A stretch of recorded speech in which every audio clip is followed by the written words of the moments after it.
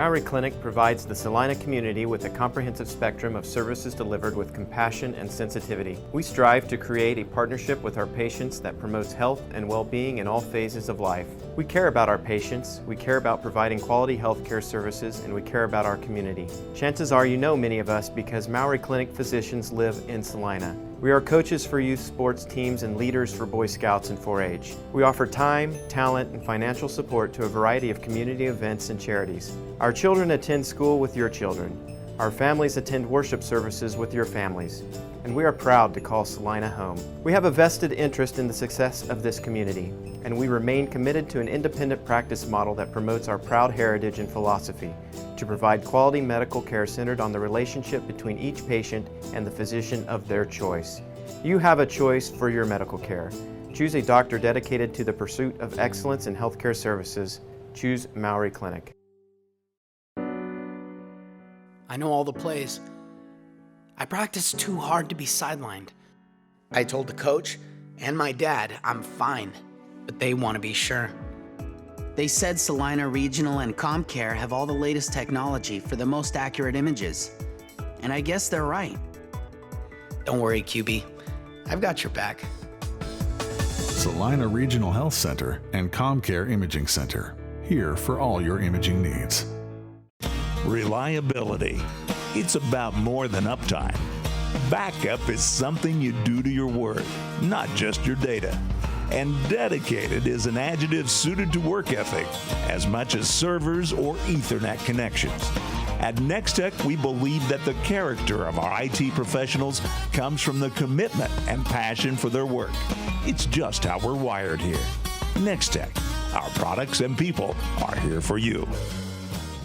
Hi, I'm Nathan Wilcom, manager at the Longhorn Steakhouse here in Salina, Kansas. We are proud supporters of our local high school sports team and our community. I'd like to invite you to join us for a great meal at Longhorn Steakhouse. We are open Sunday through Thursday, 11 a.m. to 10 p.m., and Friday and Saturday from 11 a.m. to 11 p.m. We hope to see you at our restaurant, and when you do, ask for me or our managing partner, Sarah Grimes. We'd love to say hello. Come watch your favorite team and earn points with our new Blazin' Rewards program, only at Buffalo Wild Wings. Wings, beer, sports.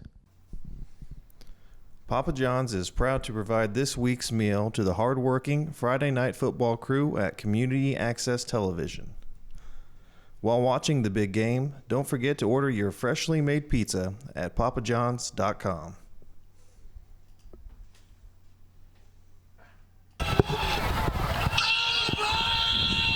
Welcome to Friday Night Football, Week 4, where we have the Salina Central Mustangs and the Campus Colts.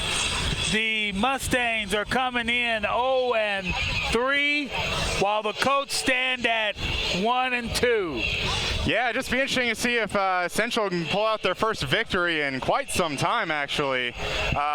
Campus team that struggled last week against Salina South. Talking to the campus head coach earlier today, not too happy about how his team played last week. Let's see if their team can play with a little bit more passion and a little bit more desire to get a win here tonight. He said that Coach Greg told us he just wanted to hurry up and get out of here. Right, he's like, you could tell talking to him, he was probably not pretty happy last week. No. The performance of his team. But we both know that they are vulnerable to the run. Right. So if Central can come out and run that ball, punching it, they may be able to put some points onto the board. Right, and I think like the big player that's going to be on the field is the running back Talon Peters for Salina Central. Salina South ran pretty much a lot around the field against Campus last week, so they're definitely vulnerable on that run game. So we'll see how that goes. Another interesting point I'm thinking about is last week Central was at Hutch, and they gave up 28 points in the first quarter alone.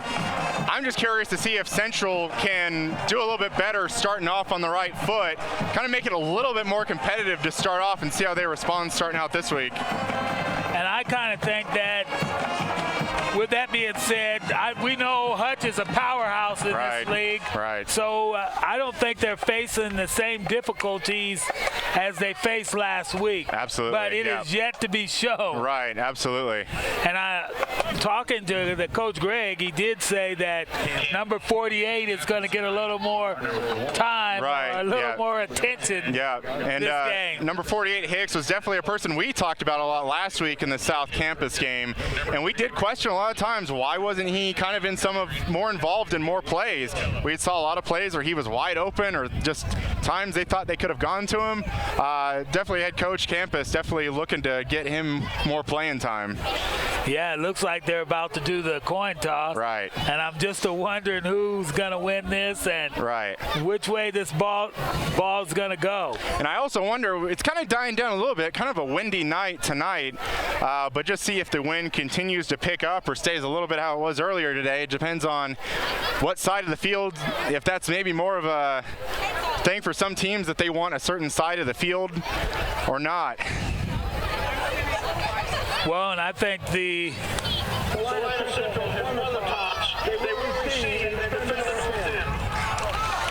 won the toss, and they're putting their offense on the field. And I think that's a good thing for Central, especially when you're talking about that slow start last week. I think it's important they get their offense, they give them the ball, they give them a chance right with the 12 minutes to start the game and get down there and get a score. Well, for Campus, it's another opportunity to start out on defense and show what they're made of. Right. From the very beginning. Yeah, definitely had some struggles against Salina South, kind of just in all aspects of the game, but not only just because Salina South offense and defense was really strong, it was just a lot of mistakes from the Campus team just in general. A lot of different penalties, missed assignments, a lot of overthrown balls from the quarterback position. I think we had laundry all last We did, yeah. all we had a lot of flags everywhere. So flag here, flag there. Let's hope they stop. I mean, hopefully, just for preparation, maybe they got a little more stockpiled in their back pocket for tonight, just in case something. But let's hope they don't have to use as many flags they did this week as they did last week. Looks like Campus is already lined up, ready. Yep. And here comes Central. Campus is number 7, Dalton Rogers. Number 28, Ryan McCown. Number 33, Taylor Peter. And it We'll looks be like calling that Taylor Peters now. I think so, yeah. Tonight. It feels like Campus will be kicking with the wind. So we'll see if he can get this out of the end zone. Might be able to do it fairly easy. Yeah, with that wind blowing the way it is. And he kicks it. A little swivel kick. I believe it fell off the tee right at the last second. Boy, actually, that was a pretty good kick. Yeah, I know, right? Yeah. Got a good couple bounces in there. Yeah. Yeah, I think it was like right before he was getting ready to take his last step to plant his foot. The ball just tumbled straight off the tee. Looks like they might get a person to hold it this time. I'm kind of thinking, boy, that's almost just what you would do. Right, I was like, can we just take that? Yeah. Yeah. Don't get it in the arms of their return guys. And we'll try it again. And there's a good kick. It's a deep one. And that is going to be into the end zone for a touchback. Mustangs opening drive will begin at the 20-yard line. Under center for the Mustangs is number 3, Brogan Richardson. So again, definitely looking for Taylor Peters, the running back. Definitely probably going to be the guy they go to most of the night. He's definitely the guy you want to go through. Definitely don't want to start that passing game even if you get behind. Well, he's down under center. And it's a handoff to Peters. Side. And he breaks a couple of tackles. Good, powerful run. First play, pick up about 8. Picking up 7 yards on the play, number 33, Taylor Peters. Tackle made by number 48. And that actually is the way that Central would love to start out. Right, absolutely. Get first play of the game, pick up good 8 yards, get a good second down, give you some options.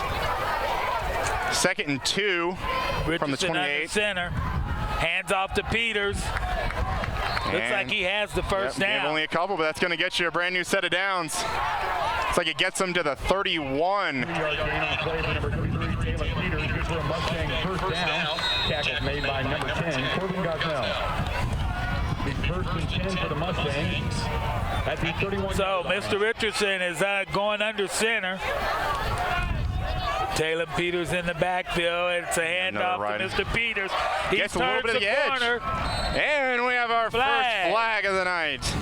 Taking the handoff to the Mustangs, number 33, Taylor Peters. Looks like it's against the Mustangs. Yeah, looks like a good area for a hold. And that's nothing that can kill you worse than a hold when you have the momentum going and just punching the ball down the field. Right. I feel like with as many flags we've had, especially even the last 2 weeks, I feel like we should be taking bets. Like how many plays in are we going to get our first flag? But we'll see what the call. And it is holding on Central, and that'll back them up. Definitely not what you want to see. Get a couple plays, first down. Now basically you're even behind where you originally started on this drive. Right. Not only that, you lose momentum after you were continuously driving it up the field. Right. Especially, I think even, so we got about first down and 22. I still think you go with the run on this first down. They do a little jet sweep left side. It's a little bit of the edge, getting a cut. And he looks like he has a first down and push out.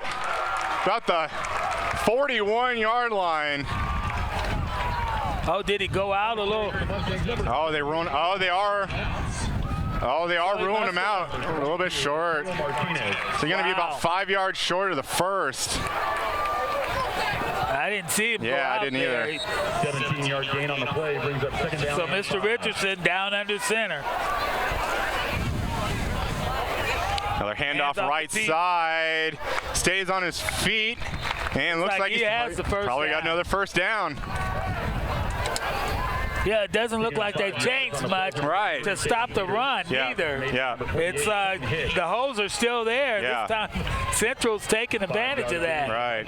Good for another first down. So it doesn't seem as though Campus is very good against the run. Yeah. Oh, he's in the shotgun formation for the first time, Mr. Richardson. And they're going to throw. And wide open down on the right hash. Can't get no opener than that. Overshot his receiver. 15, Logan Horst. You know, that's the kind that hurts the quarterback bad. Right. He's like, can I just throw it one more time? Right. And especially at a moment like that, you had all run plays so far, getting the defense thinking that, hey, they're going to run it again, try to shot down the field wide open, but just shotgun formation. Mr. Richardson. Peters on his side. He hands off to Peters. Doesn't look like gets a couple of yards. Yeah. I think. Pretty good managing even just a couple of yards. They had him about maybe a yard or so in the backfield. 33, Taylor Peters. He's brought to the turf by number 55, Nathan Priest, and number 11, Tyler Common. Wow. I mean, with that. 8 for the Mustangs. This is a big play for him early in the game. 3rd and 8 for Central. Down under center he goes.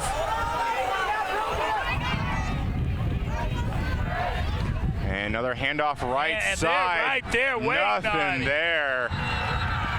He would have been better to keep that and rolled on out. And took it around that corner. Right. Peters met in the backfield. Well, I appreciate on that 3rd down if they tried to stick to the run game and how successful it's been.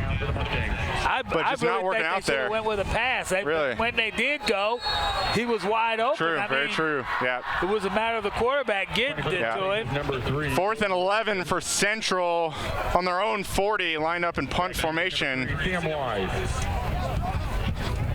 2 returners back. A little bit of a delay kick there. Calls for a fair catch. And some of the campus players looking for a kick-catch interference, not looking like they're going to get it. Might have been another campus player in there that was kind of the reason they didn't throw it. Well, I think some of them thought that it touched the campus player. Yeah. But either way, Central downs the ball about the 32-yard line of campus. And we'll see this campus offense for the first time again. Number 48 line up in the slot right side. Little jet sweep right side, has a few blocks. Wow. Looks like he's running with a little more vengeance than he did last week. He did. Pick up of about 6. Picking up 6 yards. Bring up a 2nd and 4. That's not how Central wants them to start out either.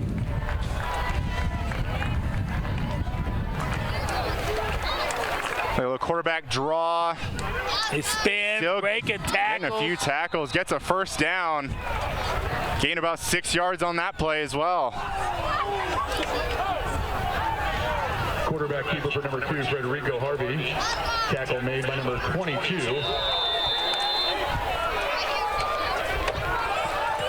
Tackle made by number 22, Jordan McMullen. Another 1st and 10 for Campus. It's like a sweep left side. Someone gets a hand on, gets the edge. Taken down. Wow.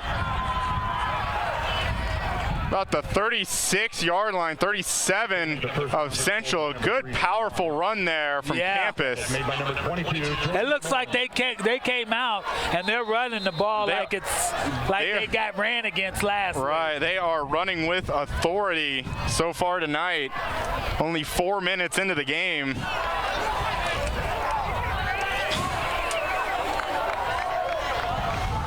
Harvey, again, a little bit of a 270 turn. And he's caught in the backfield. Gonna lose close to about 4 on that play. 3 yards loss on the play. Number 3, Sam Wise. Wow. Tackled by a stampede of Mustangs.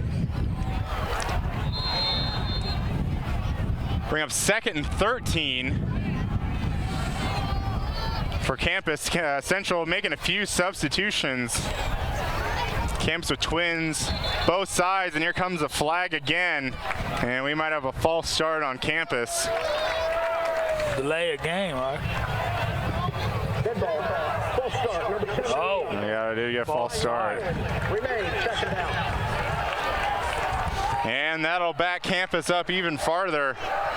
Again, so far for both teams, starting off drives pretty well, but then just kind of shooting themselves in the foot. Yeah, backing it up. Right.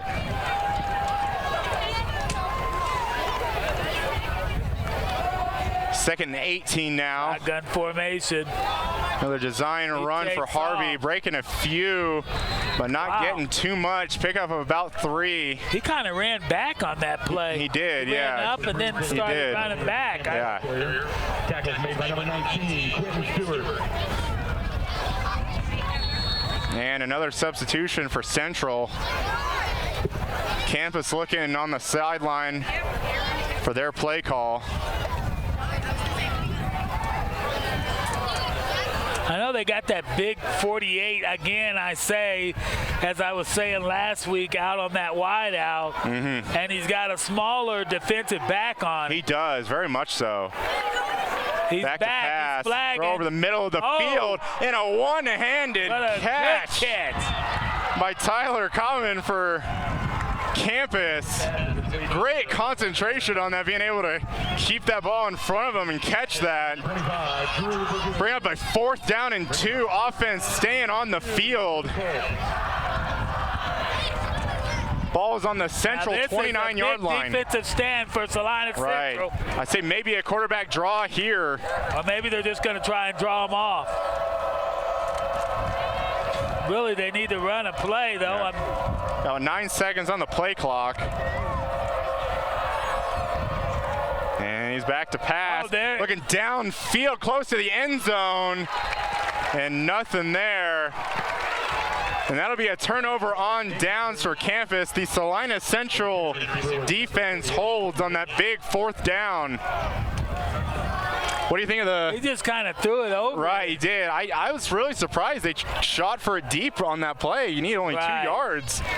Why go for it all on that? Just sitting on the play for the Mustangs is number 9, Jerry Thomas. And Central takes over 1st and 10 on their own 29.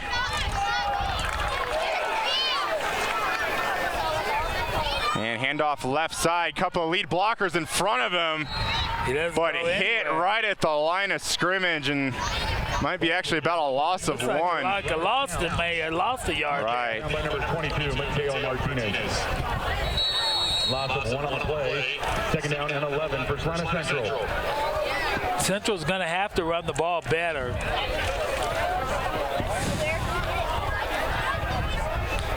And it seems like they've been trying it in several different formations as well. A little bit of a low snap. A little bit of pump throw over the center of the field and caught by Kendrick Liggins.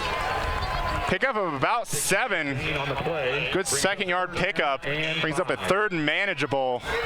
Tackle made by number 10, Corbin Gosnell. Now, when they run this ball, they got to run it strong.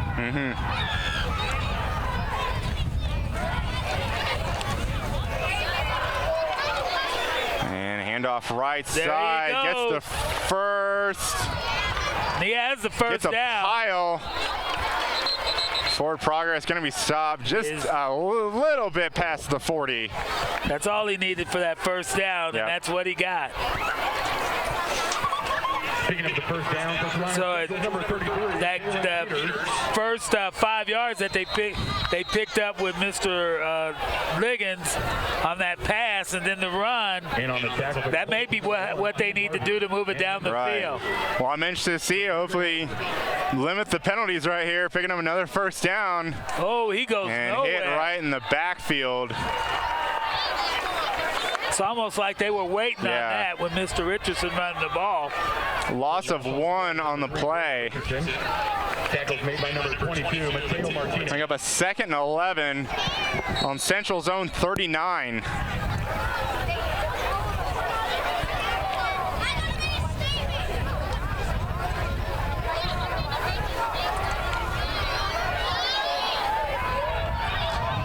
Wow. Shotgun formation. Gets the snap, looking left side, has a man in his face, throws it out right side. Good pickup. About 5 on the play. And that's good. That sets them up good for this 3rd down. Right. So they can either run it or pass it. You know, sometimes they can just sit back and wait when they know you're going to have to pass. Sure. But with this, the way it's set up now, they can either run it or they can pass it.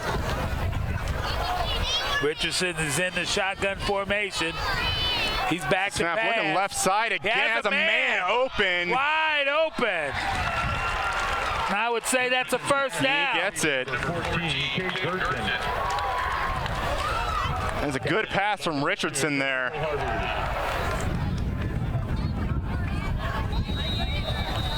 Well, and he needed to make something to get that momentum going after missing a couple passes. Sure.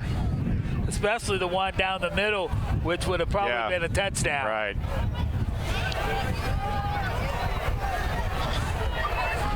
So it's Richardson in shotgun formation. 2 wide outs, and he takes off. Run up the center as a whole, but tripped up. Still able to get enough yardage for another first down, but definitely would have gotten some more if it wasn't tripped up.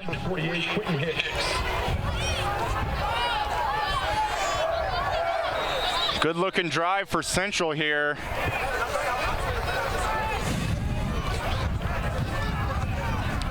Got the ball, looks like about the campus 37.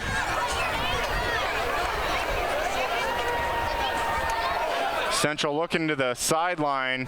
Assistant coach giving a play that looks like they might be taking a timeout here. Wow. Timeout. Salina Central. That's their first timeout of the half. So far, still our score 0-0. Minute 59 left in the first quarter. On both possessions, or both first possessions for both teams, started out pretty well, but then definitely stalled due to penalties. Central getting the ball back here, definitely doing and the way driving the ball a lot better as well. The way they've got the ball down the field, though, has been the pass and the run. Agreed, yeah. A combination of both. Yeah. And I believe if they continue to do that, mixing it up like that, they may be able to get in for a score. Yeah. definitely helps to not create and keep that campus defense not making Central one-dimensional, having two different ways to gain yardage on campus. Last week, they just ran the ball straight down their throat. Right.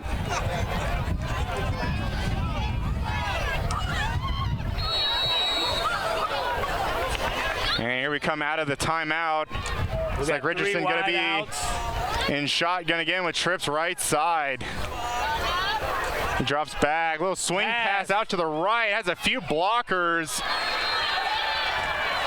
But it's sustained. The blocks aren't going to be a sustained long enough. Going to lose about one on that. Richardson's pass is caught by number 33, Kalen Peters. Short loss on the play.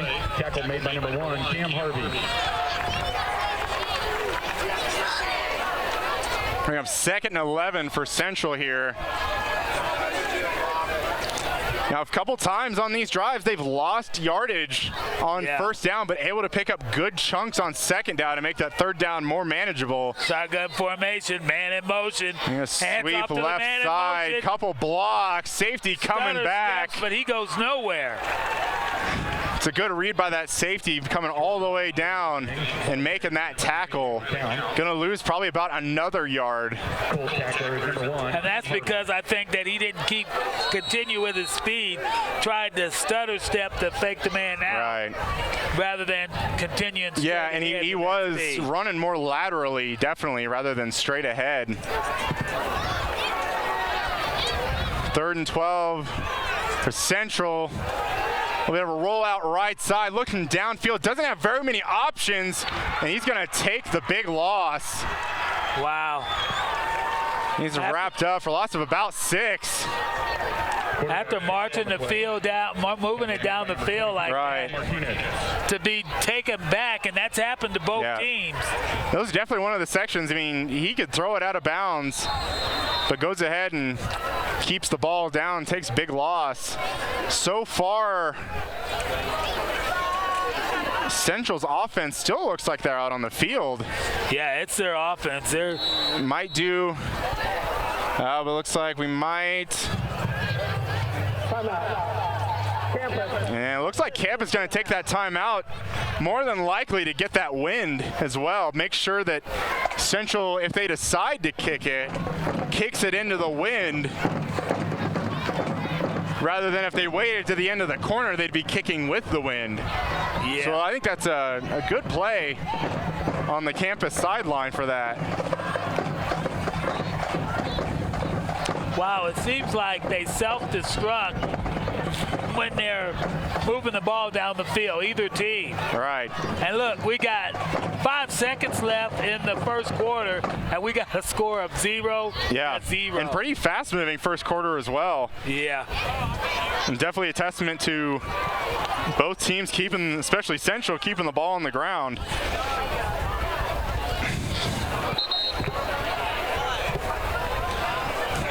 Central still keeping the offense on the field.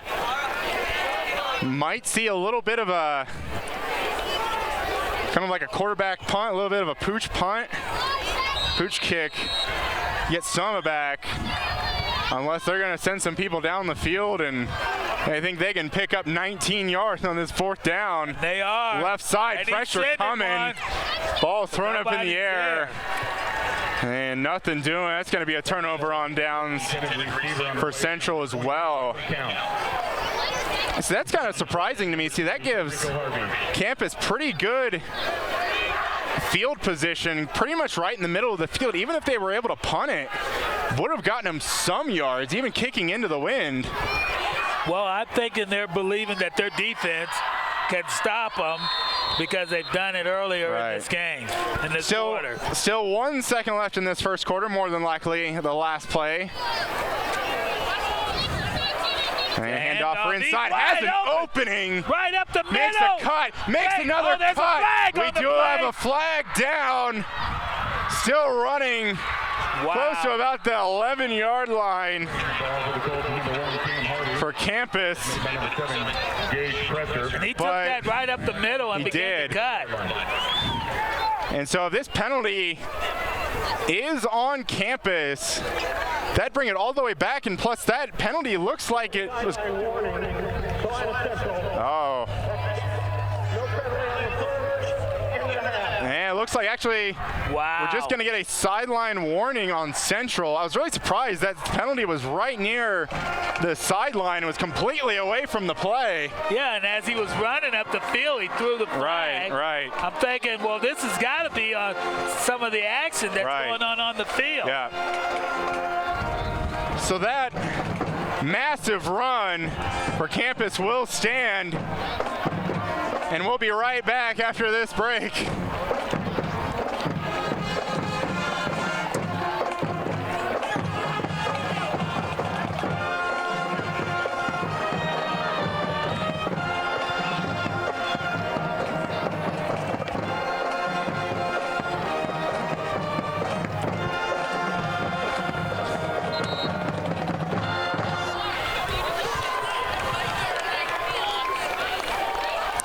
And we're back to start the second quarter. Our score is still 0-0 between Salina Central and Hayesville Campus, though Campus knocking on the door on the Salina Central 11-yard line, and great field position after a huge run. Harvey looking like lining up in shotgun formation again. And our man number 48 Hicks switching sides.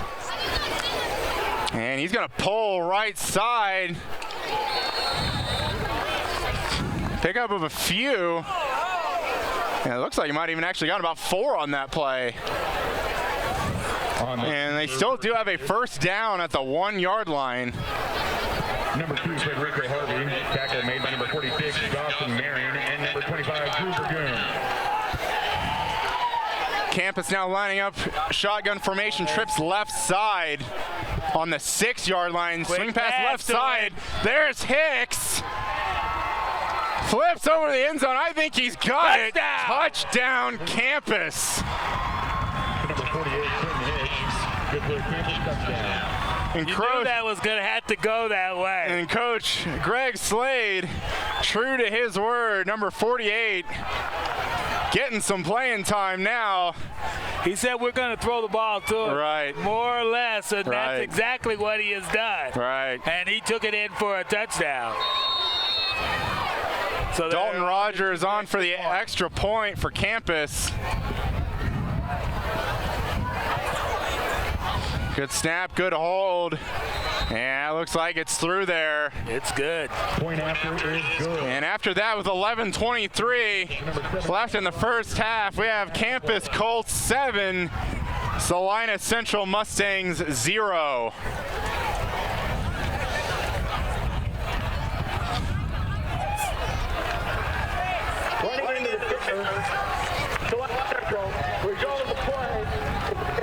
And we have a flag that I did not see. I didn't see that neither. We have a penalty on the Central defend team running into the kicker. That penalty will be assessed on the kickoff. I did notice on the extra point that Central got pretty close. I guess I didn't look too much to see if they hit the kicker or not. But even just not too much of a hit, it was just running into the kicker, not a roughing. Sometimes when you get into the spirit of losing, it's hard to get out of that slump. Right.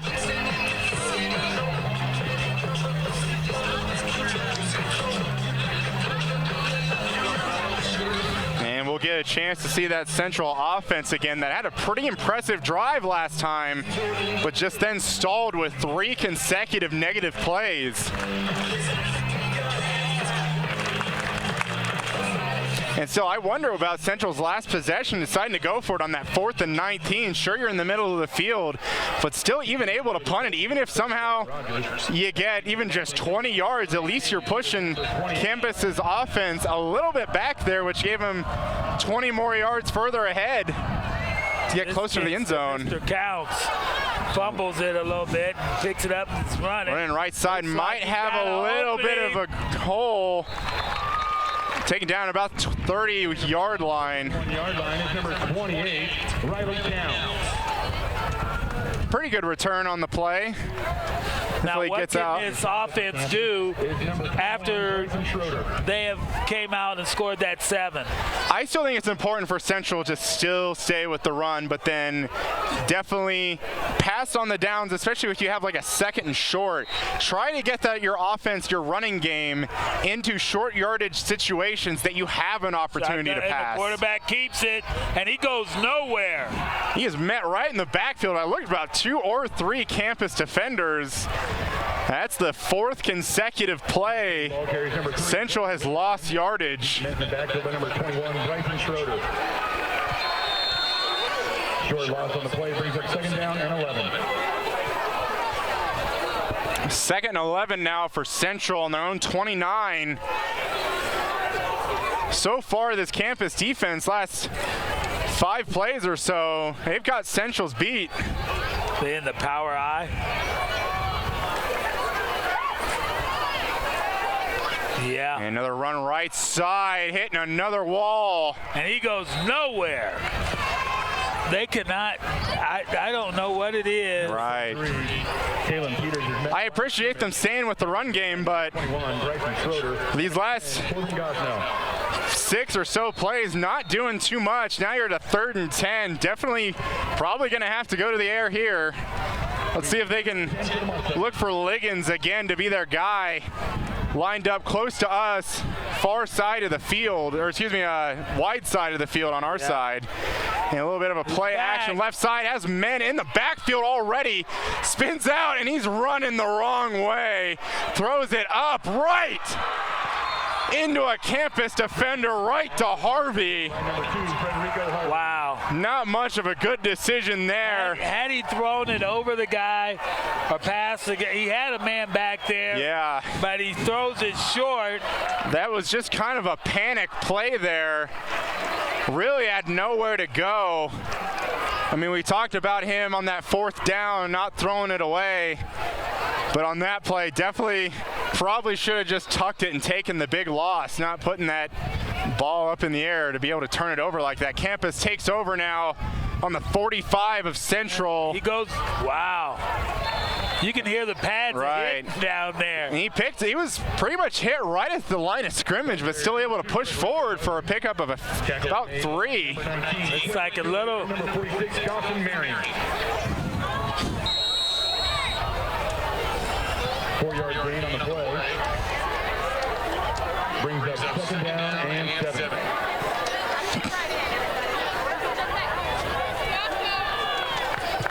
Second and 7 for Campus. Harvey looking left side. Let's look at number 48. Screen.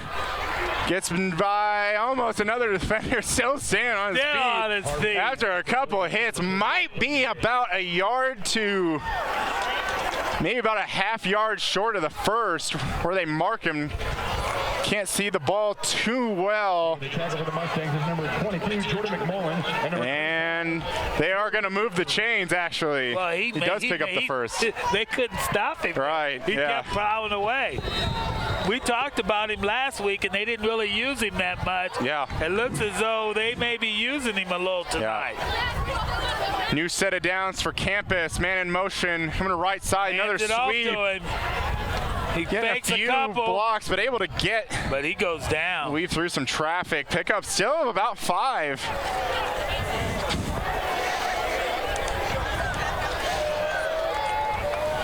Campus ball carrier number 1, Cam Harvey. I'll give Campus a 2nd and 5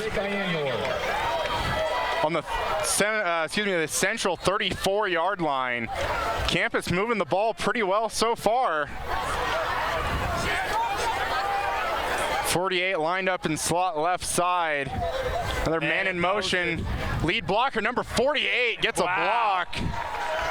Picking up the first down. And another first down for Campus. Moving the chains yet again. Number 23, Jalen McKnight. 8-10 and counting left in the first half. And you kind of almost notice, I mean, Campus been going with the run, but when they're throwing, they're not throwing it deep, just those short swing passes. quarterback Kiefer for Harvey. Kiefer, Gets he's a block wide open. right side. And into the end zone. Untouched. Harvey gets it into the end zone. And just like that, Campus has a 2-touchdown lead over Salina Central. I mean, Central made it look pretty easy in that last drive on offense. And you could even say the same thing perhaps about the defense, just swarming Salina Central on a lot of levels. Wow.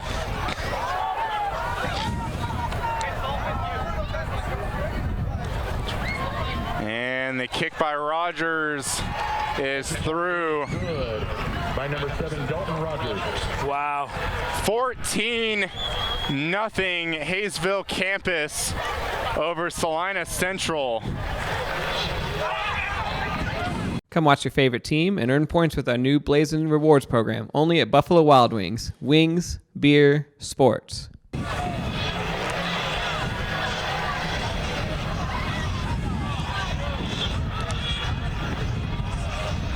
Well, how you feeling so far?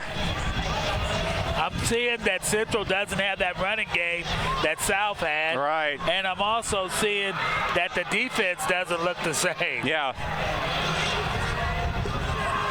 Because I know when a guy was coming up the middle the last week, they were there. Yeah.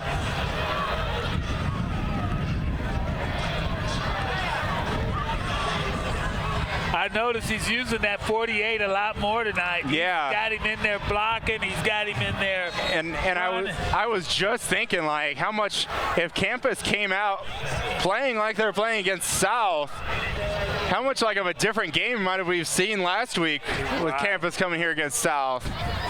And especially, 48 being just involved in a lot more plays. Even 48 was on the field a lot, but he was just kind of lined up as a receiver and not really in plays very often. So Central has got to make a statement now. Right. If they are going to have any kind of chance. Rogers with a low kick into the wind. About the 30, going up a little bit farther, goes about 35.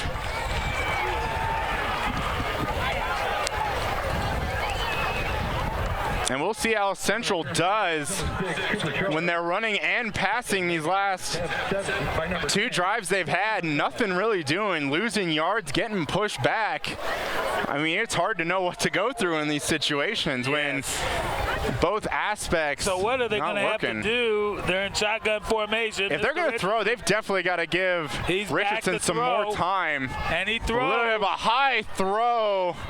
Richardson's pass falls incomplete. Looking for Gortson. Kate Gertson. Defending on the play for the Colts, number 2, Federico Harvey. Please take it down and 10 for the Mustangs.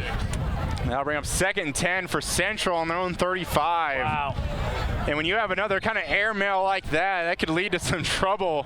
Definitely Could get another interception from Campus. Shotgun formation. He's back to pass. Like, short. And is that our guy? No, that's Hicks.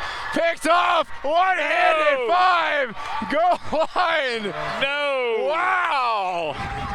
No penalties on the field. What a play from our guy Quentin Hicks. The one-handed snag.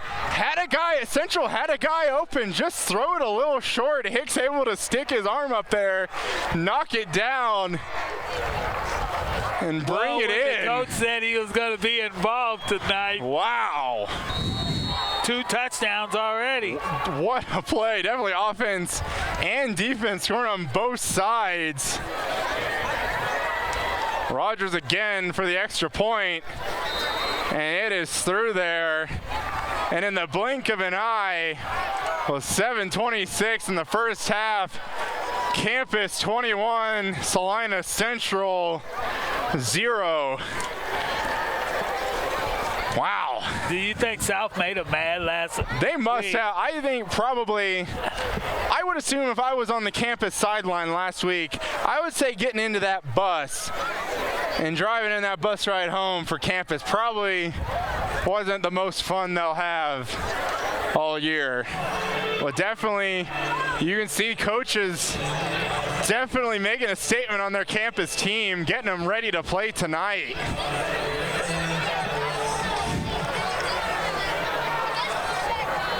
And not only playing at their own strengths, and also just being able to capitalize on mistakes that Central is making.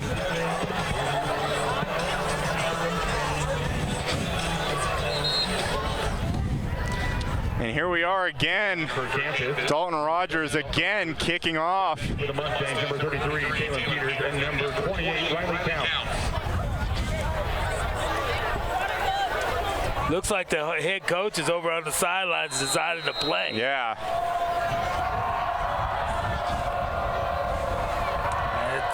He's back there. Rogers with the kick, looking at the same guy. And fielded, gets away from one tackle, right side, and wrapped up about 33. On the return for the Mustangs. Central is gonna have to, they are gonna have to do something. Right. Brought down by number 21. You can't continuously play a game like this and expect to just win the game. Right. I mean, not sounding like a broken record, but how are you feeling so far? Wow.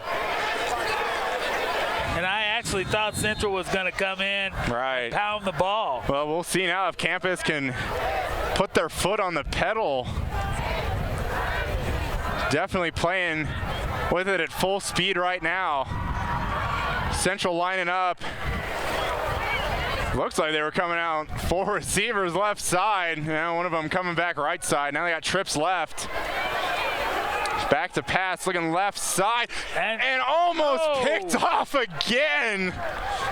Throwing lane stepped in front of by the quarterback Harvey, playing both sides of the ball. Good thing on the play for the Colts, number 1, Cam Harvey. Or excuse me, that's the it's a running back Harvey, not the running back Harvey.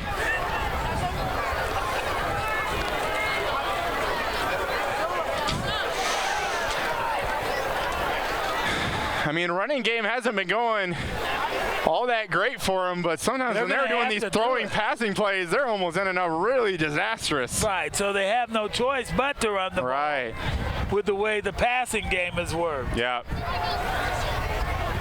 And they go back to the run, swallowed up. Nothing really there. Carrying the ball for the Mustangs, number 33, Kalen Peters. Making a tackle for the Colts, number 21, Bryson Schroeder. I feel like you can definitely feel the Central coaches and that offense feeling frustrated. Not much working at all. And it looks like they're trying different things. They're running up, they're lining up different positions, running different sides of the field. And we have handoff left side. There he goes. Gets the edge a little bit. Eventually runs out of room. Number 28. A pickup of about 4 or 5. Forced out of bounds by number 1, Cam Harvey. Definitely a little bit of a bright spot there. Bringing up. That is brighter than it's been. Yeah, but that'll still bring up 4th down and 5.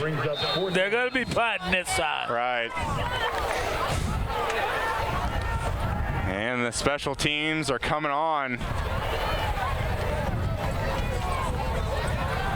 Back deep for the Colts, number 3, Sam Wise, and number 2, Federico Harvey. Punting for the Mustangs, number 3, Brogan. Good snap for Central. Punts is away.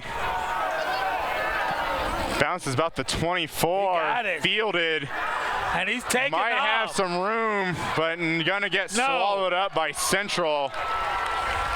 Right at the 20. Gonna give him some forward progress there. On the return with number 3, Sam Wise. He's tackled by number 33, Kalen Peters. So with 6:12 left in the second quarter, the Salina Mustangs 0. The Campus Colts 21 unanswered points. I don't know if that was really necessarily the game we'd see. A quarter and a half into this game. Campus with the ball on their own 20, sweep left side. Not too much there. Big of about maybe half a yard. Number 3, Cam Wise on a carry.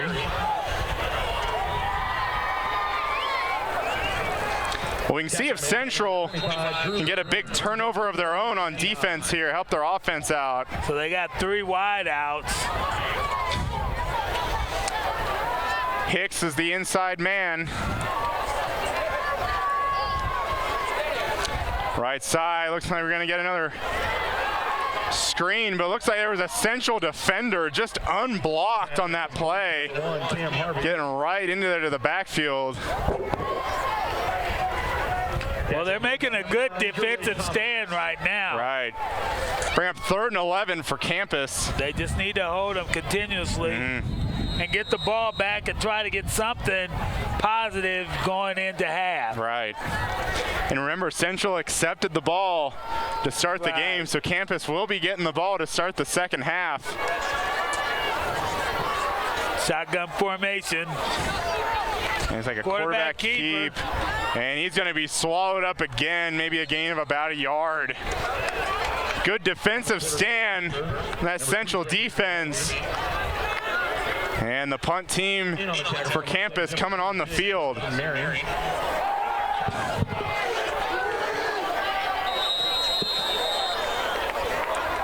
win on the tackle for Salina, step number 57, Fernando Rodriguez.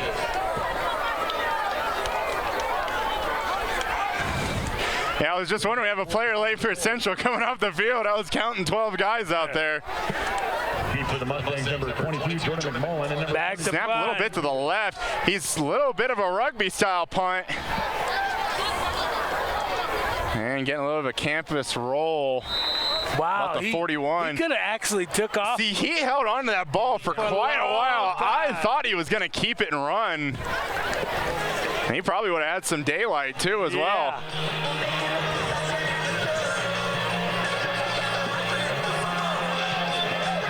And after the stop for the Central defense, Central's offense takes over 1st and 10 on their own 41. So what can they do with it now that they got it? We're going down under center with Mr. Richardson. And a little bit of a reverse left side, or gets a little bit of a tackle from the Campus guy, a little bit of a half tackle running into his own blocker. Yeah. Number 28, Riley Campbell. Looked like he kind of jumped on the back. Yeah, right. To get a little bit of a ride. Right. 3:50 left in this half. Bring up 2nd and 9 for Central. Short gain on the play brings up 2nd down and 9. Boy, if you're the Salina Central Mustangs, what are you thinking right now? I'd say you could probably stick with the run again, but lining up trips right side, I could say go with the run, but of course if you lose another couple of yards like they've been doing, they're back. Roll out right side, guy coming on his face, throw about 10 yards short. Not really anybody in the area of that. And I'll bring up 3rd and 9.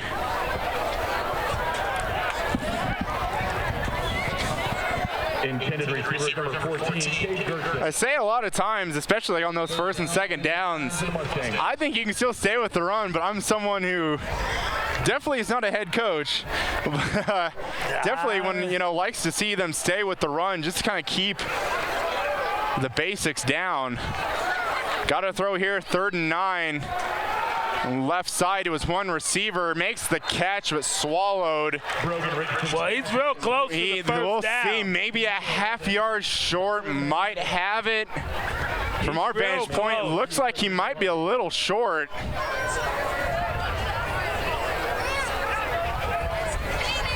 Man, I think they kind of moved him up a little bit. Oh, they're moving the chain. I think they moved, after they moved the ball from where the tackle was made, I think they moved him up a little bit. Nevertheless, that's a 1st down for Central. Handoff up the middle, gets a few blocks, keep his feet going, pick up about 8, 2:53 and counting in the half. 1st down, number 33, Kalen Peters. Tackle made by number 48, Quentin Hitch. 2nd and 2 from the Campus 41. Again, handoff. If he's good hole in the center of the field. Holes. Right. Taylor Peters. In on the tackle for the Colts is number 1, Cam Harvey. And this has got to be one of their better drives right now. Definitely getting into campus territory. I think we had another play in campus territory, but doing well. Campus going to talk it over with a timeout. I believe that leaves campus with 1 remaining. And Central, I believe, still has 2 timeouts. Wow. Now this drive, they've looked good running the ball. Right. And that's where they may need to keep going, is running the ball. You've said that earlier. And maybe that's what they need to do. Right. Because they seem to can't get the pass off. Right, and the number one thing I'm thinking about right now, the last time Central was in campus territory, close about 30-yard line, they started going backwards. We'll just hope that Central can keep the ball going forward. Well, I think that's why campus called a timeout. Yeah. Central was on a roll. They were. This will be big for Central, especially if they can get, not even just get points, get the ball into the end zone on this drive before half. Definitely don't want to come away with nothing and give the ball to campus, and campus getting the ball at halftime. Richardson under center, another left side run. Mr. Counts that time. And going to be pushed out about the 25. Fourth out of bounds by number 2, Federico Harvey. 7-yard gain on the play brings up second down. Yeah, they're running the ball really well right now. The offensive line is blocking. Right. The backs coming out of the backfield are blocking, and that's what you need. Richardson under center again, more than likely see another run, maybe left side. Looks like right handoff. It has a number of blockers following his big lineman. Up the middle. Good gain, another first down for Central. And they inside the red zone to the 17. Good for a Mustang first down. They got rid of that Omen there past the 30. Yes, they are. Yes, they are. Inside the red zone for the first time for Central tonight. Under center, I formation, 207 and counting. Another inside handoff, get another hole. Wow. Another good pickup, about 5. I think some of the guys around the audience could have drove through that one. Right. Now, especially when you're getting many yards as Central's getting here, be interested to see if campus, especially in this red zone situation, putting a few more guys in the box, but it looks like they're already putting a good amount of people in that center area. They're opening up. They're firing off the ball. They are. And there's blocking going on. Another inside run, but he's going to be swallowed up. Maybe a loss of about a yard. That's the time when the quarterback should have kept it. Mm-hmm. He should have pulled it out and took off around the end. Yeah. Minute 13 left in the half. 3rd and 6. I think you can run it. 2 plays, you should have a first down. Have a pretty wide open side, left side. Have a defender on the edge. They're going to run it left side, but again, swallowed up in the backfield for a loss of about 3. Wow, to get 47 seconds. Loss on the play for number 33, Taylor Peters. Making the tackle for the campus Colts, number 12. 4th and 9, and Central not in really any urgency. They might looks like they might be bringing on the field goal crew. 30 seconds left in the half. 15 seconds left on the play clock, a little bit of a 12-second difference. So Mr. Peters will be kicking this. He will. And it looks like Central's going to want to take a timeout here.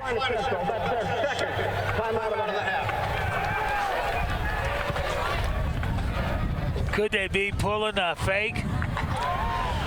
Well, makes you wonder. I mean, what better time to do it? If he's got faith in his kicker Peters to make this field goal, I think it'd be good to get some points. But honestly, would make a pretty big thing to get that fake. But still, even if you get that fake, you know, you have to pick up the first down, get you to the 15 seconds left in the game. Get you to the 7-yard line, get your first and goal. But that play is going to take up time, and you only got one timeout left. So even if they get this, you only get about 1 or 2 plays. It's almost perhaps. like you got to kick this. Yeah. If they had a few more timeouts, maybe they'd have a shot to go for the fake, but I'd say probably with the time and timeout situation and the yardage, probably got to kick the field goal.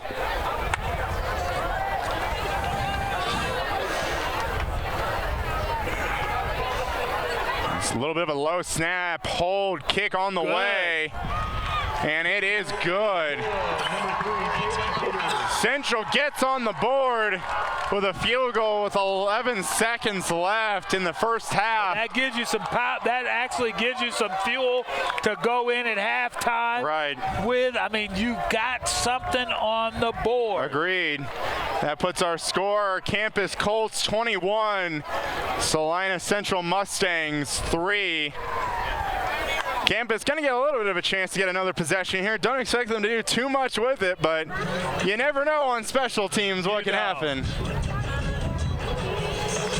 But I'd expect, even if Central was to get the ball, again, Central kicking with the win, if they're able to get it out the end of the back of the end zone, I expect Campus just to take a knee, especially they're getting the ball at halftime. Yeah, there's no need for them to. Yeah. No reason to put themselves at risk for a disastrous play. Returning for the Colts is number 1, Cam Harvey, and number 3, Sam Wise. Now, For the Mustangs, number 33. maybe I haven't been paying too much attention, but Central lining that ball up on the left hash. Maybe a little bit of an onside kick or something crazy, but we are not seeing that at all. Filling the ball on the 1-yard line for Campus. Gets by a couple. Can he get that speed? Stays on his feet. It's about the 43-yard line. We do have 1 second left on the clock. 45-yard return for number 3, Sam Wise. Still might come out in here and just take a knee, but The tackle for the Mustangs. heck, depending on Coach Greg Slade's faith in the arm, who knows, he could wave something down the field, but only might be able to get it to about the 20-yard line, 20 or 30, certainly not the goal line. But they look like they're going to be lined up to run a play here.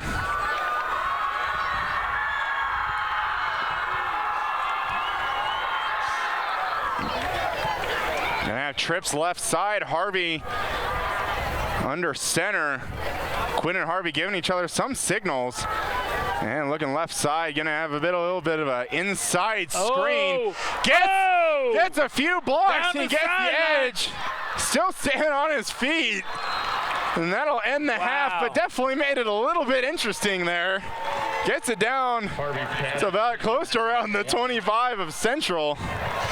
And that'll bring us to halftime. Salina Central 3, Campus 21.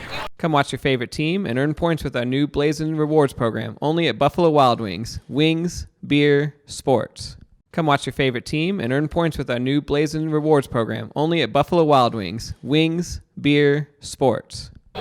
Welcome to the Maori halftime show.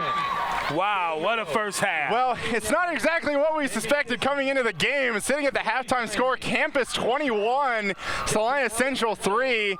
Thought we'd see a little bit of more of a fight, a little bit more cleaner play from Central so far, but definitely something on that Central offense that's hurting them is negative plays, whether they're throwing the ball or running the ball. Having negative plays not helping Central out very much.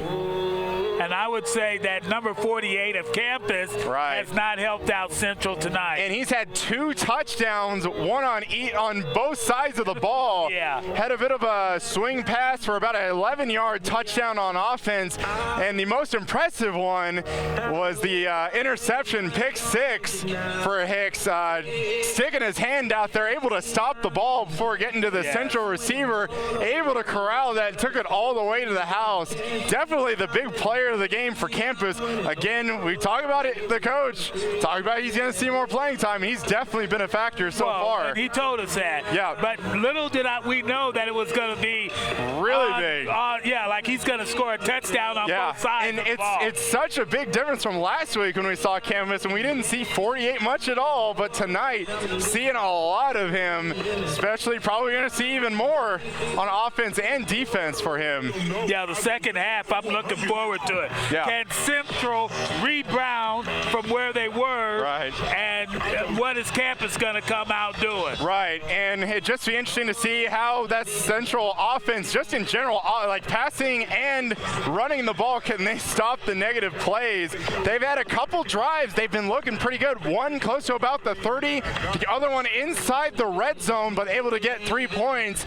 Looking like they're on a roll, but just stalling their drive for negative play after negative play. Hopefully Central can clean that up and finish drives and get the ball into the end zone. Hopefully get a comeback into this game. Well, thank you. That's been the Mallory Halftime Show. The Mustang Pride Band traveled to Hutchinson for the State Fair contest Tuesday, September 12th. The band received a superior rating at that performance. Congratulations to the band and the band staff.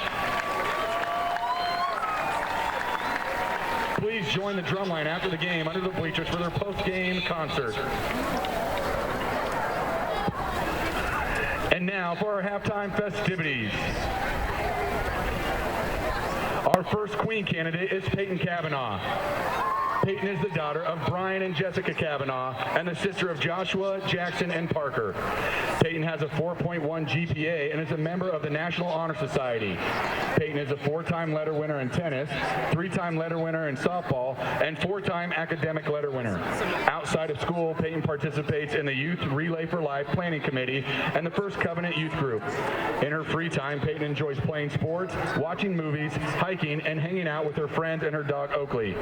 Peyton plans on attending Kansas State University in the fall to major in biology with plans to go pre-med. Your 2017 Queen candidate, Peyton Kavanaugh. Peyton is being escorted by Prince David Grammer. David is the son of Bill and Jane Grammer. David is part of the men's soccer team and basketball team. In his spare time, David enjoys hanging out with the boys and beating them in 2K. David is representing our first King candidate, Ryan Dix. Ryan is the son of Brad and Liz Dix and brother of AJ and Sarah. Ryan has played for the baseball team all 4 years, was involved in cross country for 2 years, and joined the football team for this season. Ryan is also involved in the school newspaper, The Pylon, has been for 2 years. After high school, Ryan plans to play baseball. Though Ryan is still undecided, he plans to major in mathematics. In his free time, Ryan enjoys hanging out in the batting cages with his dad. Your 2017 King candidate, Ryan Dix. Our next Queen candidate is Ellie Cobb. Ellie is the daughter of Matt and Trisha Cobb and sister to Caden, Cooper, and Basil. Ellie is a 3-time state medalist in golf and 4-year letter winner. Ellie participated on the basketball team freshman year and sophomore year, earning a varsity letter her sophomore year. She plans to come out of retirement for her senior year. Ellie is also a 4-year academic letter recipient, is the president of National Honor Society, and is co-editor of the yearbook. Outside of school, Ellie is involved in First Presbyterian Church Senior High Youth Group, Relay for Life Planning Committee, is a big to Trey Lynn, and has worked as a Salina Country Club pro shop for 4 years. In Ellie's free time, she enjoys taking pictures, spending time with her friends, and golfing. Though Ellie is undecided as to where she will go after high school, she plans to play golf and major in biochemistry with a pre-med focus. Your 2017 Queen candidate, Ellie Cobb. Ellie is being escorted by King candidate Caleb Wood. Caleb is the son of Dina and Tatum Wood and the older brother to Peyton Wood. Caleb is the president of Corliers, a Free Spirit member, and member of National Honor Society, a 4-year academic letter winner.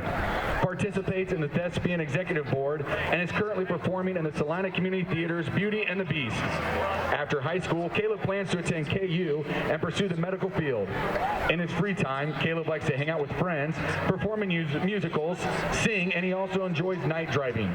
Your 2017 King candidate, Caleb Wood. Our Our next queen candidate is Zoe Counts. Zoe is the daughter of Huey and April Counts. Zoe's a 4-year cross-country letterman, a 3-year track and field letterman, is involved in Relay for Life and National Honor Society. Zoe's also a member of the yearbook staff, which won the state title last year. After high school, Zoe plans to attend college and major in pre-dentistry, but is still undecided on where she will attend. In Zoe's free time, she enjoys hanging out with her best friends Erica and Caden and playing with her dogs Dax and Boomer. Zoe also loves competing in running events with her dad. Your 2017 Queen candidate, Zoe Counts. Zoe is escorted by King candidate Jack Atherton. Jack is the son of David and Ann Atherton. Jack has played basketball all 4 years. In some of his free time, Jack enjoys doing volunteer work for the United Way, losing his voice at football games, and eating massive amounts of burritos with his friend Branson Basinger and the man-child Tyler Olmstead. Tyler is also part of the Salina Central Maroons. Jack plans to attend University of Wisconsin, majoring in mechanical engineering. Your 2017 King candidate, Jack Atherton.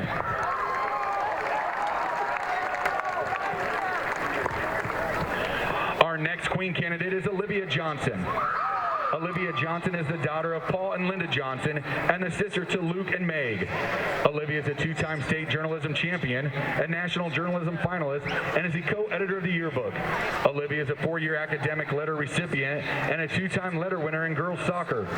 Olivia also works as a sales associate at Centricity. She is involved in National Honor Society, Big Brothers Big Sisters, and Relay for Life. Olivia loves spending time with her mom and her dogs. She plans on attending the University of Kansas to study marketing in the fall. Your 2017 Queen candidate, Olivia Johnson. Olivia is escorted by King candidate Will Hayes. Will is the son of Jeff and Kathy Hayes and is a twin brother to Annie. Will is a 3-time letter recipient in men's tennis and 2-time state qualifier. Will has been a part of theater since his sophomore year. This past summer, he performed Fox on the Fairway at International Thespian Festival. He is also the news editor of The Pylon. Will coaches tennis in the summers for the Parks and Rec Department. In his free time, Will enjoys eating frozen pizzas, hanging with the boys, and watching the Wheel of Fortune. Will is unsure will he will attend college, but plans on majoring in psychology and philosophy. Your King candidate, Will Hayes.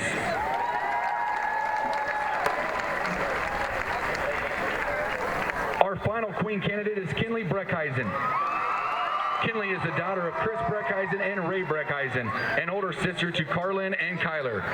Kinley is a 4-year Stuco member, senior class vice president, a member of student ambassadors, a member of National Honor Society, a 4.0 on the honor roll all 4 years, and is a 4-year academic letter winner. She's also captain of the vet squad for the past 2 years. Outside of school, Kinley has been dancing for 15 years. 7 of those have been spent on the Prestige School of Dance competition team, where she also serves as a dance instructor. Kinley also participates in Relay for Life and has been a committee captain and member.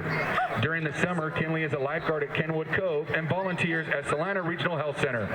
Next fall, Kinley plans to attend Baker University as a member of the Wildcat Competition dance team and major in pre-med.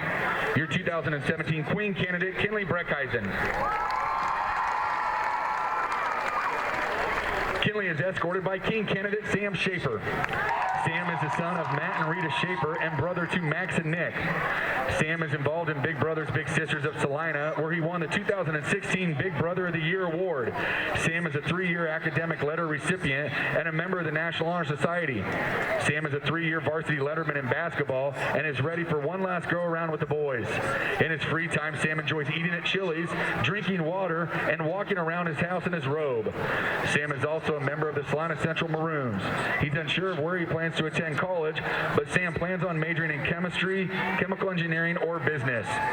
Your 2017 King candidate, Sam Schaefer.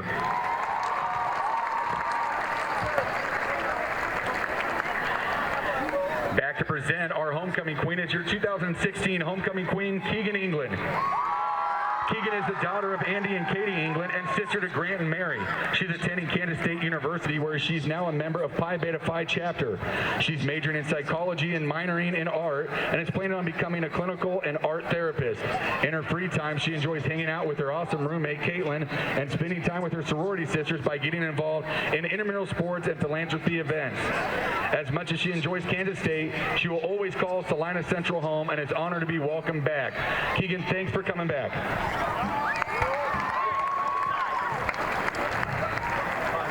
And now the big moment. Your 2017 homecoming queen is Zoe Count.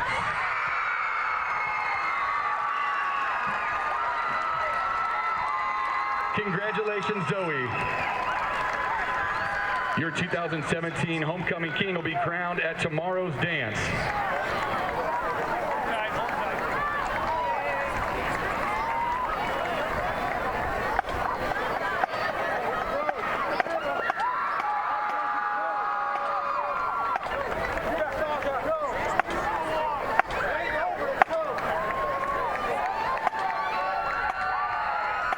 Welcome back. We are getting ready for the start of the third quarter. And wow, what a score. The Colts sitting at 21. The Salina Mustangs at 3. Looks like campus is already on the field and ready to go. I was going to say, we just started and campus is already, their receiving corps is on the field, ready to get right back out there. Let's see, we talk about that comeback that Central's going to have to make. Don't have to do it all in the third quarter, but they have to come out and take one thing at a time. They have to get a good stop here. And what Central really needs is a win. They do, very much irregardless, I talked about this when we were off the air. Once they get that one win, I believe momentum will carry them from that point on. Right. Good kickoff. Wow. Right at the goal line. Deep. Campbell's running right side.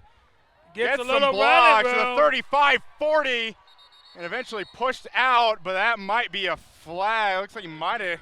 Wow, it was a little bit got late dragged down. takedown. It looks like the Central player went out of bounds. It looks like carried him down, carried the campus receiver down with him. Yeah. I'm surprised they didn't throw anything on that, especially as how kind of chippy some of the penalties can be sometimes. Yeah, that is true.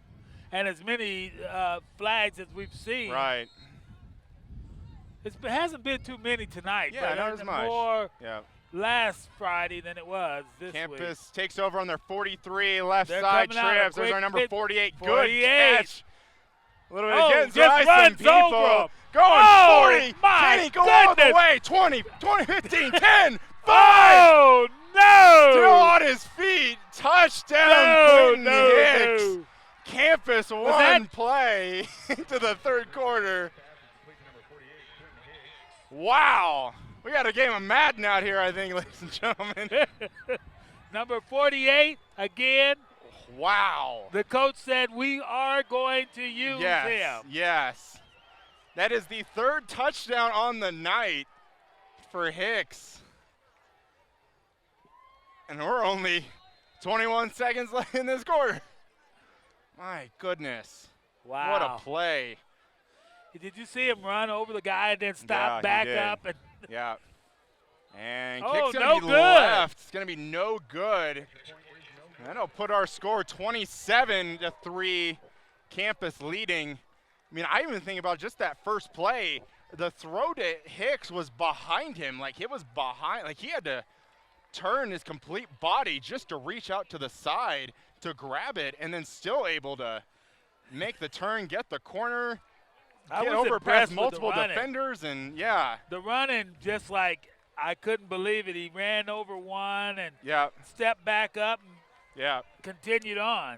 Yeah, and I mean, even down into the, when he was about at the 10-yard line getting ready to go in, there he made, contact with one of the Central defenders, and is still able to power and muscle his way into the end zone. And all I can say is, wow. Pretty impressive right there. So about that, Salina Central coming out needing to make a stop. It's not Sadly, over. they weren't. Go ahead. No, you're doing great. You're doing great.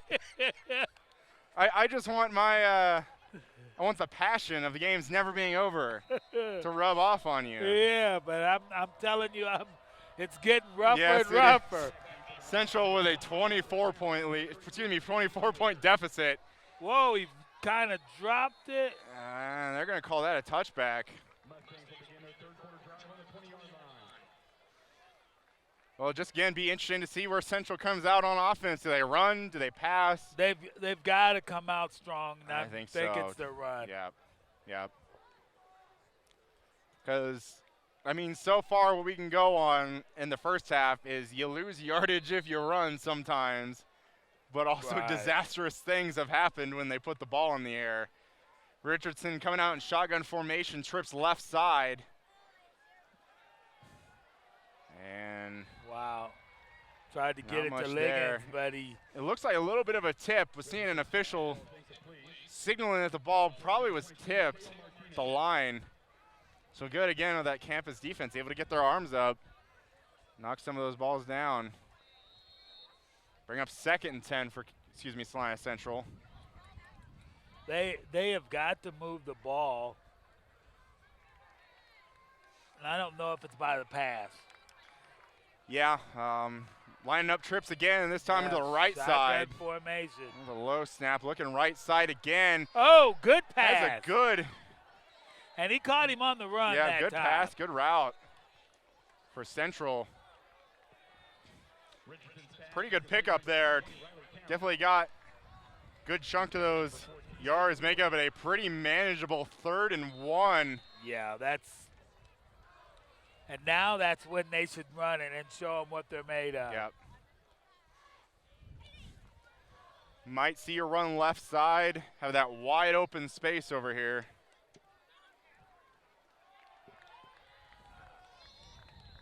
And they're going to mark him pretty much right at the 30. First down. I'll Let's give see him the the first. signal, first down. Good. Wasn't it? Yep, they're waving him. Okay, I thought I saw that signal. Yeah, right. A little bit hesitant there. We're hanging on an edge there. I'm not so sure I wouldn't keep running it. Right.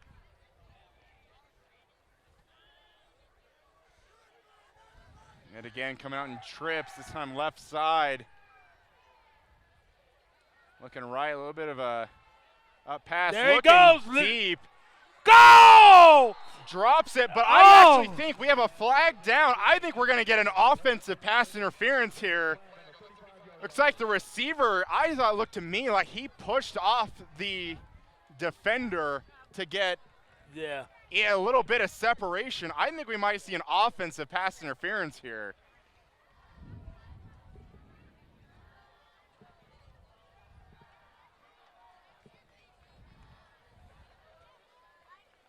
And we are going to get a little bit of, it looks like pass interference on offense.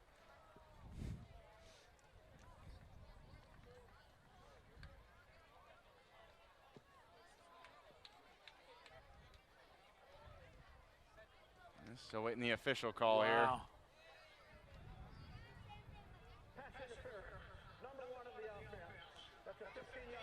And that is, in fact, what it is. And I kind of feel like that's how he was able to get that last bit of separation and at least get his hands on the ball. There's that push-off right there. And Liggins going to be called for the penalty. Going to back up Central really far back. Yeah. 1st and 25 now for Central. Looks like on their own 15. Low snap, able to pick it up off the ground. Looking right side again. Overshoots his receiver. Had a guy open. Had a guy open right down the middle of the field. Probably would have been gone. Yeah, because he would have been able on the run. Yeah, he was. If he could have hit him in stride, that would have been a touchdown. Yeah. And right now, that's what they need in a big way. They do.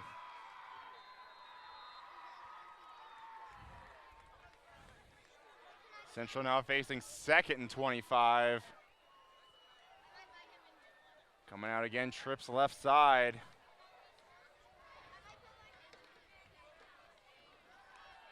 Snap He's looking middle of the rolling field. out. Got some Is he pressure rolling? out of the pocket. We're going to get hit by a trio of campus defenders. Wow. Doesn't look like he really even got anything. No.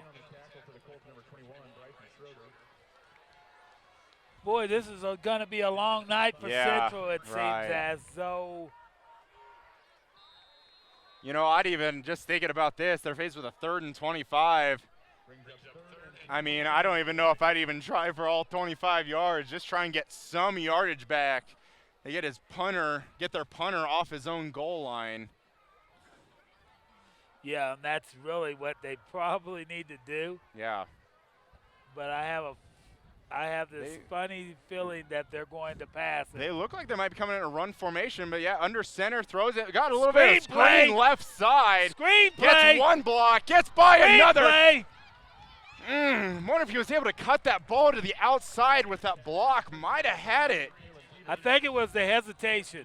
If he would have continued to run straight through, he may have gotten that corner. Yeah, and still, even with a big play like that, that's still only going to be a pickup of 15. And that's going to bring up a 4th and 10 for Salina Central, but does give them some more breathing room to get this punt off. And the punt is away. Looks like a good punt. Oh, he fumbles it!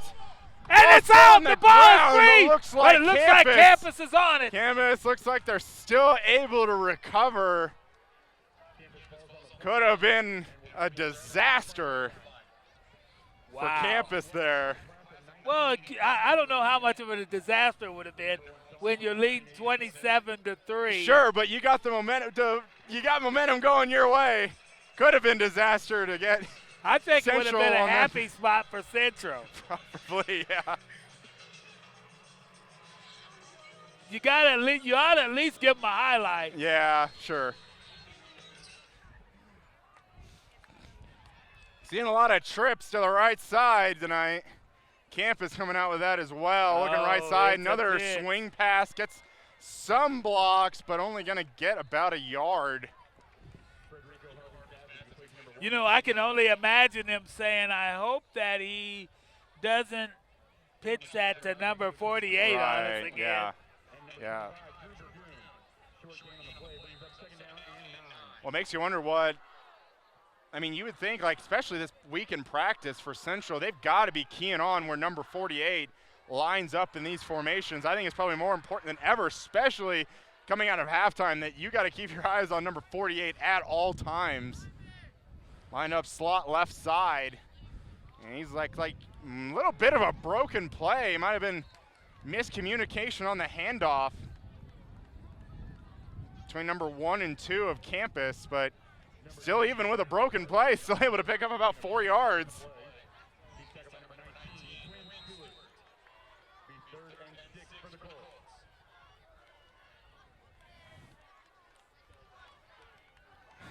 Lining up twins this time to each side. Running back left side. Whoa, did they get a jump? I think they got him to go into the neutral zone. I think they got defender in there. Now you're looking from a 3rd and 6. You're looking to about a 3rd and 1. Kind of changes your play call right there on offense and defense.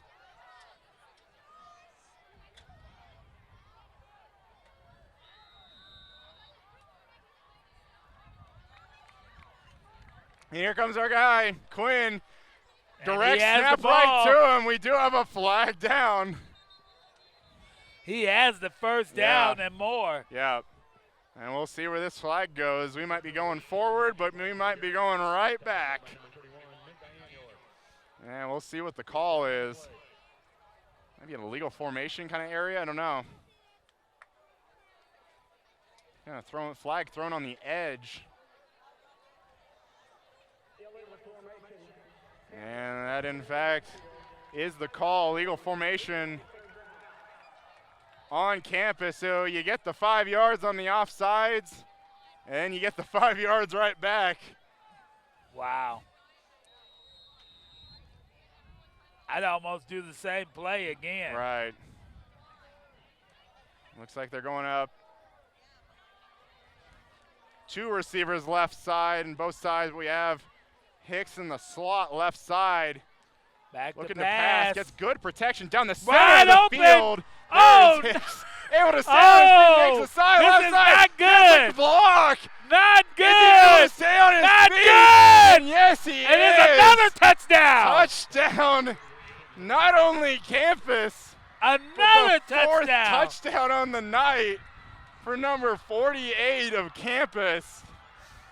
He said, the coach said, we are going to use him tonight. Making this look easy tonight. And even that play wide open, middle of the field. Wow, what a playmaker. See, I thought they should have used him like that last week, Yeah. too. And wow.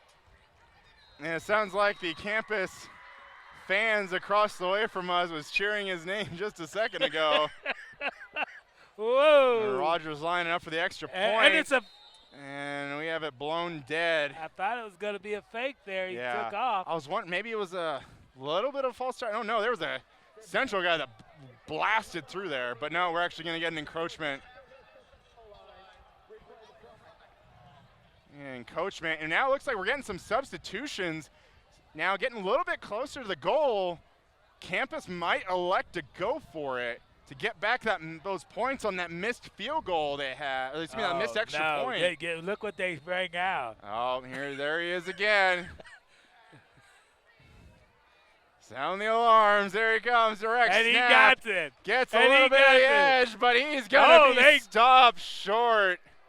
No good for Campus. I guess they wasn't going to let him do it again. Right.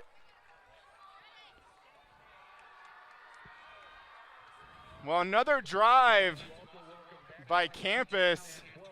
That puts our score, Campus 33, Salina Central Mustangs 3. And we got 7 minutes, 13 seconds left to go in this third quarter. Wow.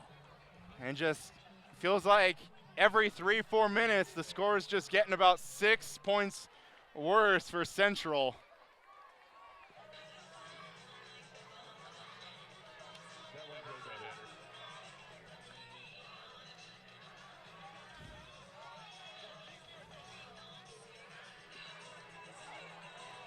Now the deficit is now 30 points. When at halftime, the deficit was only 18. Wow.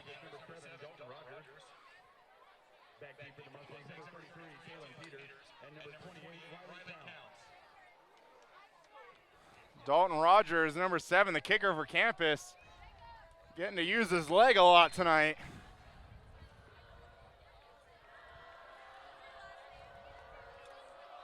Here he is with the kick. Good booming kick. Fielded about the 5-yard line. Counts has it. Gets a few takes blocks, off. gets the edge. And the Campus defender is going to catch up to him. Knocked out about the 34. Still pretty good returns on special teams for the Central return team. Getting it out to around the 30, 35-yard line each time, especially with some deep kicks they've having. But granted, they've kicked a few short as well. Yeah. Well, where do you go from here? You just try Other to than put four. points on Yeah. the board so Exactly, that you yeah. can say that you scored something. Right. And inside, it looked like fullback Oh. handoff. Pretty good pickup.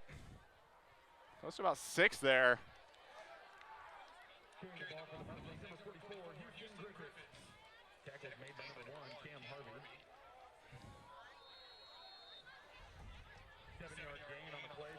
And they'll mark him with a 7-yard gain. They'll bring up 2nd and 3.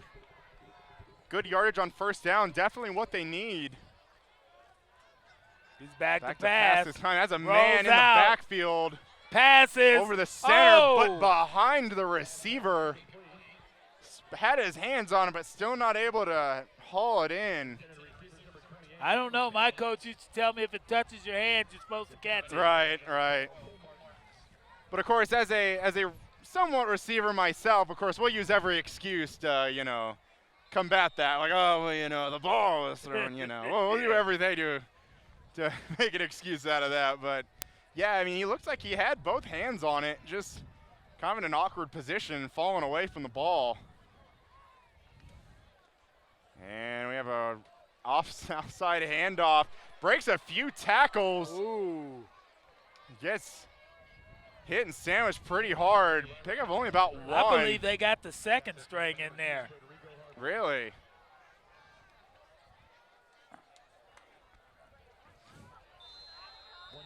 Well, no, number 2 would be a first.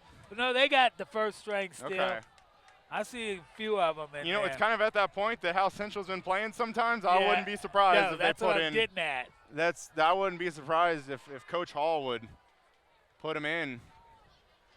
Short yardage, going forward on 4th and 2. Maybe a little bit shorter than that. Low snap, Ball down. right side. And he catches And it. what a catch by Liggins on the outside. Definitely a good play to pick up that first down. Yeah, that was a good catch. It was.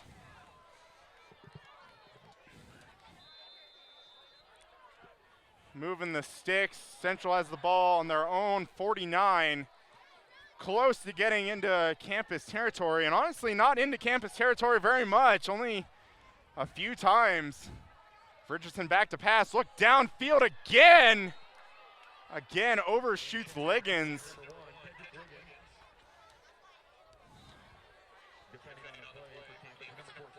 Wow, it's thrown a little bit high. Yeah.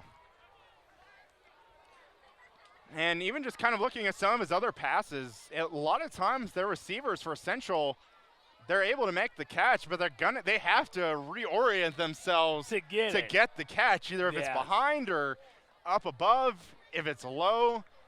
Passes aren't necessarily right on the target, but definitely credit to the receivers that they are usually coming up with a good amount of the balls thrown to them, even when they have to do a little bit of extra effort to come down with it. And a little bit of swing pass left side. He's met with campus defenders, able to cut it up, still able to pick up a few. Definitely a good job of making just a little bit of something that seemed to be almost nothing, with multiple campus defenders coming right towards him.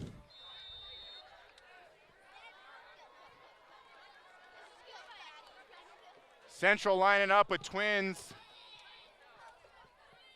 Both sides. Running back off to the right.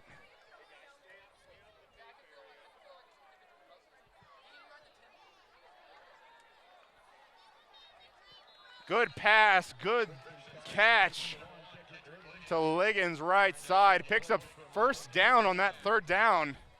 That was a pretty good pass there.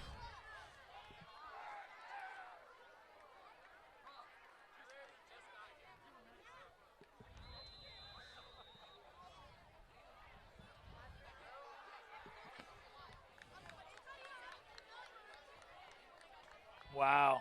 1st and 10 for Central, new set of downs on the 40. It's a handoff to the fullback. He's up the middle. He's getting stood up. I'm going to give him forward progress, about 1.5 yards. 4:15 left to go in this third quarter.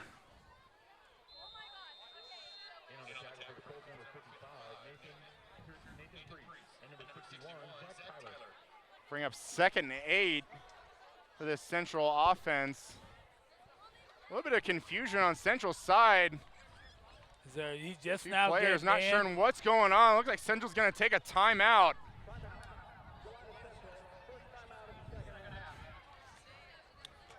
Definitely got to be frustrating. Not only that your team's not playing the way you want it to, but then also having kind of personnel issues as well.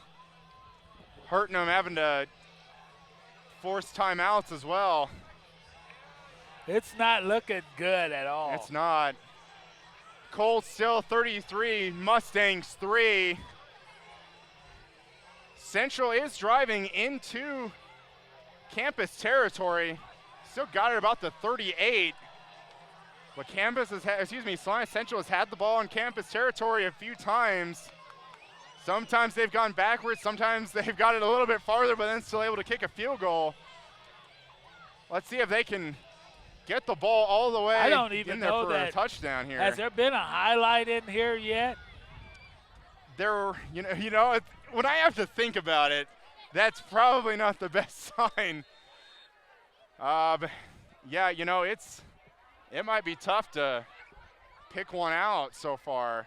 Low snap again to Richardson, able to pick it up. Pick it up, and he's Making running a play it. out of something, but hit pretty hard. Pickup of close to about 15.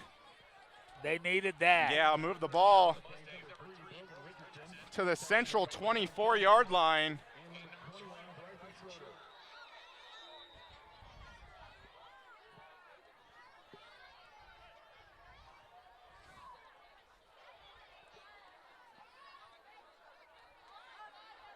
They're lining up, shotgun formation. Wins both sides. Another low snap for Richardson. And he's back to throw it deep. Like left Has side a man. fade. Able to get a little bit of a fingertips on it. Had about a step and a half over his man. Pretty good throw overall, just a little outside. Yeah. Good arc on it as well to get it over the defender. That's probably one of the better throws he's had. Yeah. In the aspect of going long, going deep. Sure. I'll bring up 2nd down and 10 from the campus 24.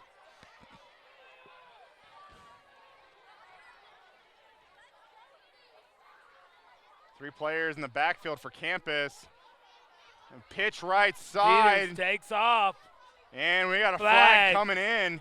Maybe a hold out on the edge, maybe by a wide receiver. We'll see though. And it looks like they might be talking to some campus players perhaps. This might be going the other direction, back the wrong way. And we have an illegal block in the back on number 1 Kiggins for Central. So yeah, was probably out on the edge at the wide receiver position. And that'll back Salina Central up 5 more yards. They'll bring up 2nd and 15 for Central.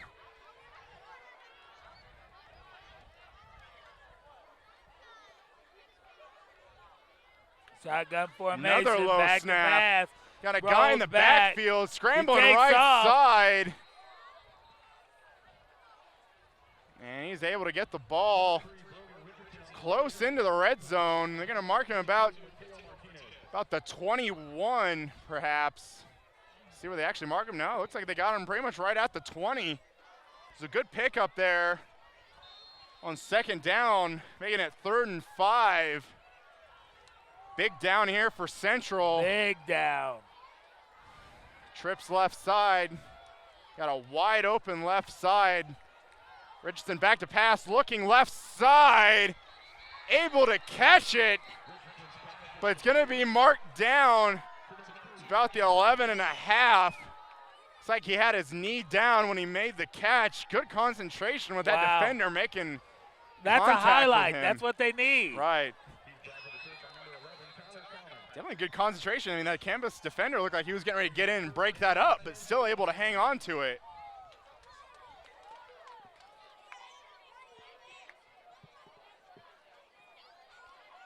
First and 10 for Central on the campus 11. Richardson back to pass, looking right side. And not there. Looking towards Liggins.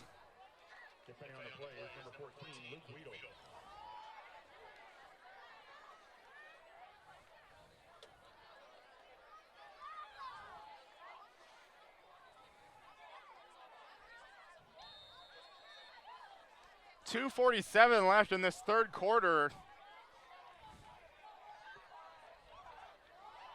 And we'll see how Central does here. Another trips formation, this time right side. Richardson in the shotgun, gets good snap, looks left side. And looks like we might be getting a pass interference here against campus would be my guess. It's like some contact when the ball was in the air.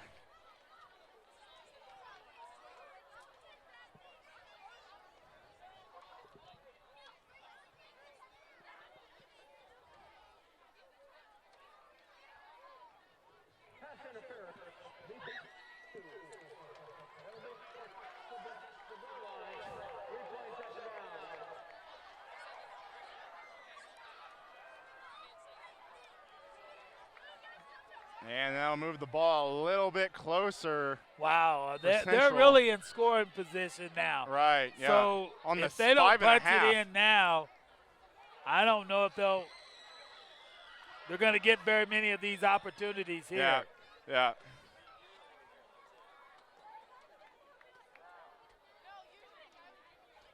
He's back Now to pass. Richardson. Rolls Might out. have it.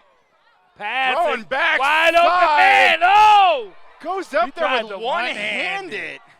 Yeah. Really confused what was going on there.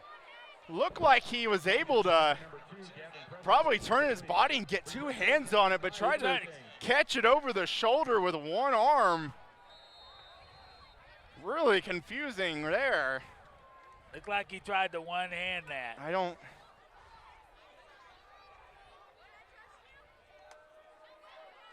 I mean, I know we'd all like to try out for the Globetrotters, but Yeah. maybe not tonight. Third down, Richardson under center, pitch right side. And he's going to be gobbled up. I'm only going to get, might be giving him about a gain of 2.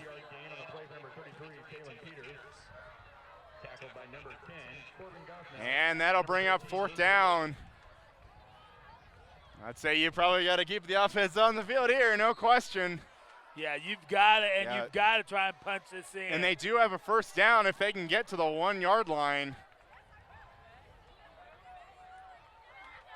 This is where they show what they're made of right now. I'd say maybe a run left side. No. Pass. Dropping deep back. Looks like we got a screen. The inside gets a few blocks. And it's in! Able to get it into the end zone. Oh, that was Mr. Peters all the way on the run. Right. Central getting the touchdown on a good screenplay, able to cut it back towards the center of the field. Central gets their first touchdown of the night with 1:50 left in the 3rd quarter. Certainly not the best time to get your first game touchdown of the night, but they still got it. He's on to kick the extra point. And it is blocked. And it looked like a little bit of a combination of maybe a low kick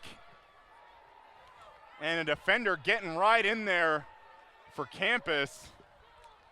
And that'll put our score, Campus 33. Salina Central coming back with a touchdown, but missing the extra point, leaving them with 9 points overall, getting a 24-point deficit now.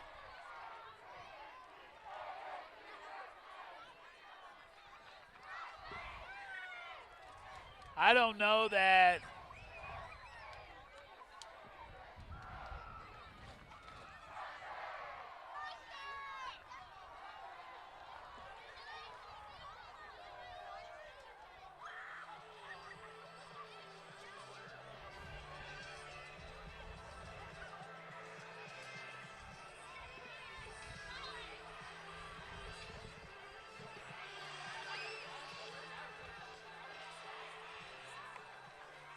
Kicking these for the Mustangs, number 33, Taylor Peters.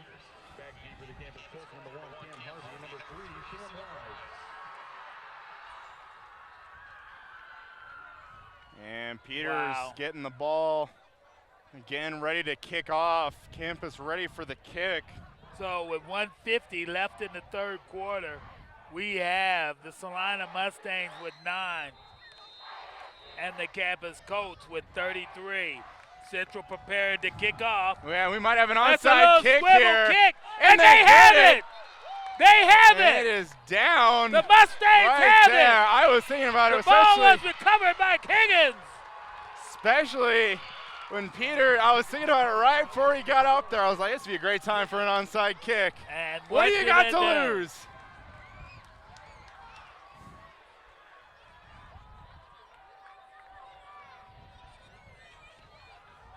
Just like that, Central offense back onto the field. A score now.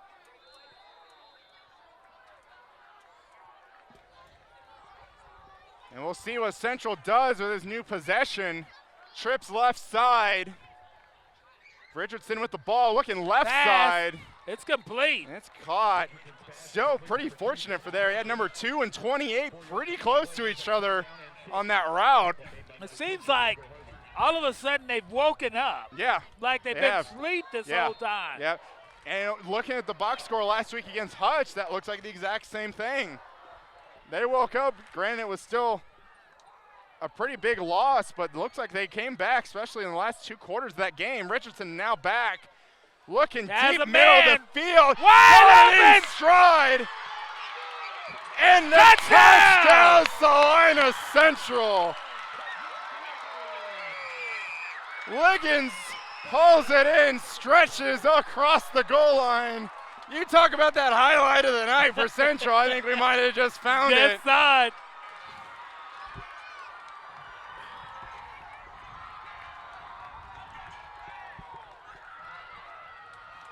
And now Peters is on for the extra point. And the kick looks up and good.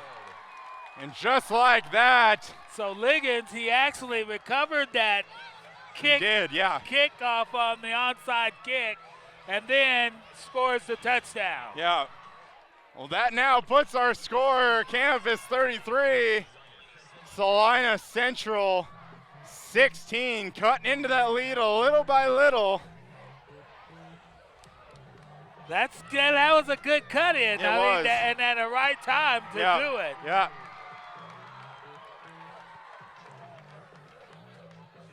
Still a 3-possession game, though. It's still within reach. Yeah.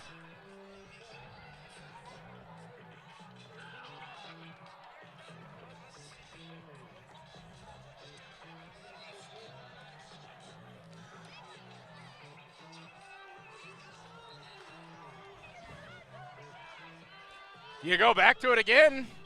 What do you got to lose? You've been on 10 of a loss streak here. They put some guys up front. I was seeing that, yeah. And especially our guy number 48. Yeah, they didn't bring him out there for nothing. Right.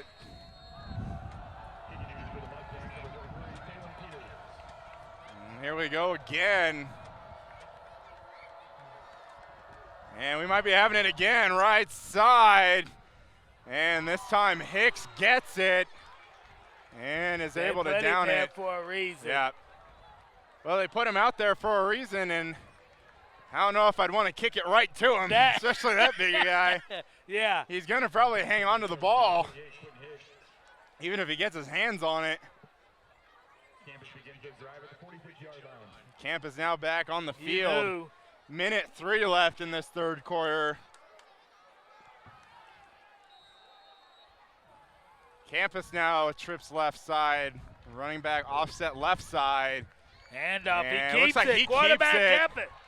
Up the center. And he's going up the middle. We There's do a have flag on the play. He looks like he might be able to get it with a cut inside the 15, but this might be back at the line of scrimmage. This will probably be coming back. And we are already And getting it the is signal holding. from holding. That was a big break for the Salina Central Mustangs. Very much so.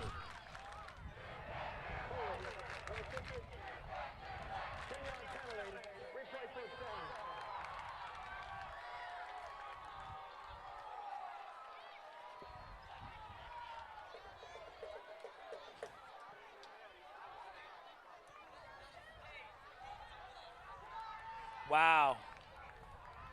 What a time to have a break, and they needed it. Right, absolutely. Especially with 52 seconds left in the third quarter. Yeah, absolutely.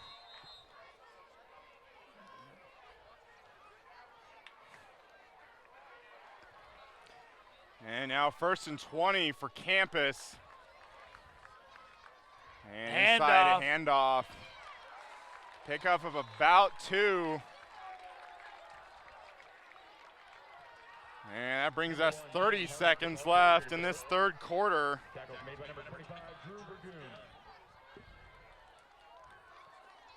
And they're just now starting the play clock. Campus could have run this all the way to the end of the quarter if they'd like to, but it looks like they're going to run another play.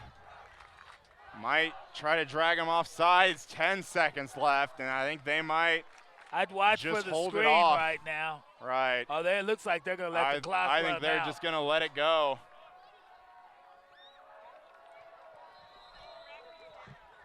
At the end of the third quarter, Campus leads Salina Central 33-16. Come watch your favorite team and earn points with our new Blazin' Rewards program, only at Buffalo Wild Wings. Wings, beer, sports. So we are at about to start the fourth quarter, and we have the Salina Mustangs 16, the Campus Colts 33. So far for Central, definitely looking a lot better in this last second half of the third quarter, especially than they did coming out at halftime as well.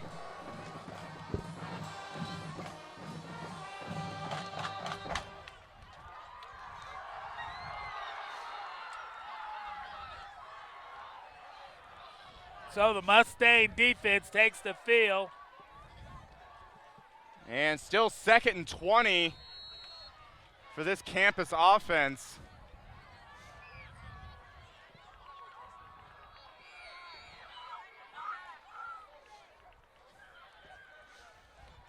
Back to pass, looking right side, down the field. Number 11 inside, catches it. 10-5, touchdown, campus. And just like that, a dagger to perhaps some hopes of a comeback, maybe. What a throw, what a catch. Just that quick. By the campus offensive playmakers.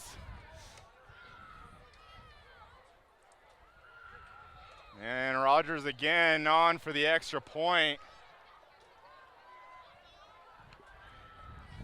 High snap, good hold, kick is through and good.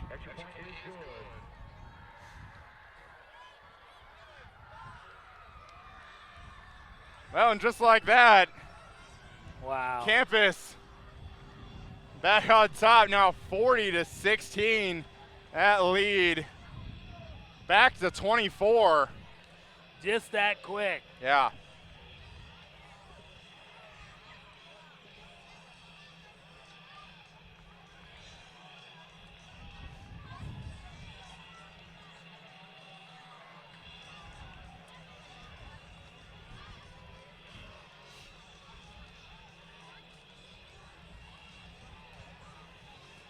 Well, definitely disheartening when you have some signs of life from a Central teams that has some trouble playing with passion in games, showing like they're playing with some, then just to have a big play like that quick, and have some of their passion just kind of snuffed out just like that. Rogers again with the kick. Kicked. Good kick, fielded about the 3. Counts has the ball. Might have an opening, gets a little bit of a hole. Again, another good return for Central.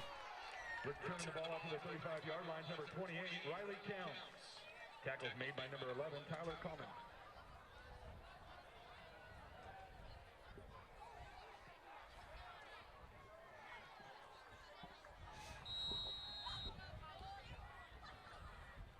So Central, shotgun formation.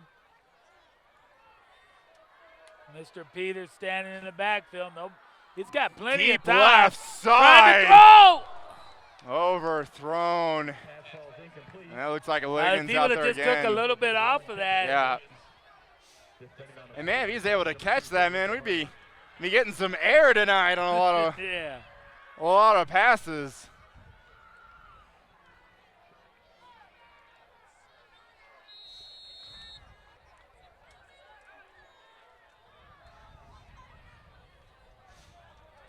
Central lining up, trips Twins both sides, looking right side. And it's a pass. Short pass to Loggins, going the wrong way. Almost got the ball stripped out. Yeah, it looked like he went backwards instead of going forward. Yeah.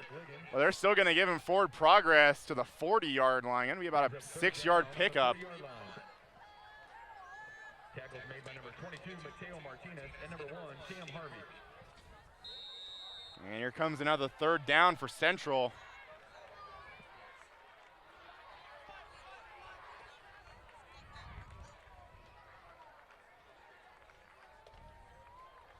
Back to pass.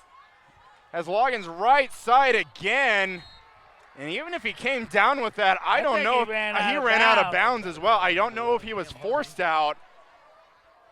But really surprised the official on the sideline didn't take his hat off to signal that he was out of bounds. But I guess with him not taking his hat off, must have determined that the defender pushed him out of bounds and that he was still legal for that catch.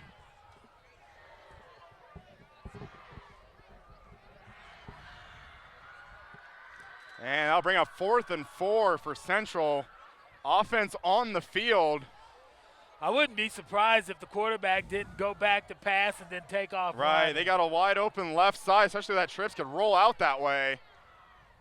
A swing pass, a little bit extra deep. He might have the pretty much first down. right at the marker. I think he's got it.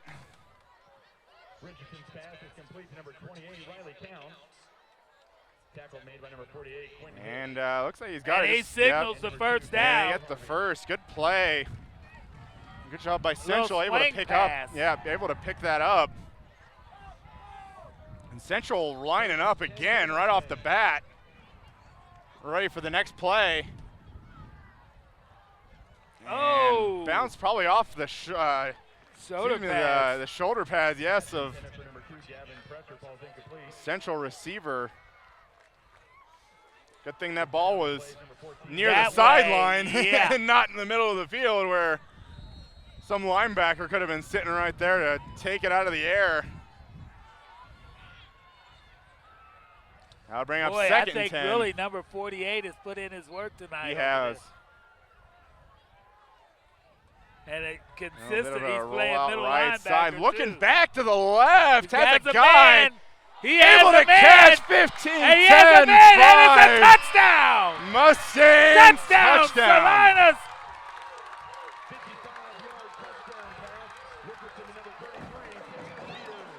I'm surprised he came down with that because that pass looked a little short.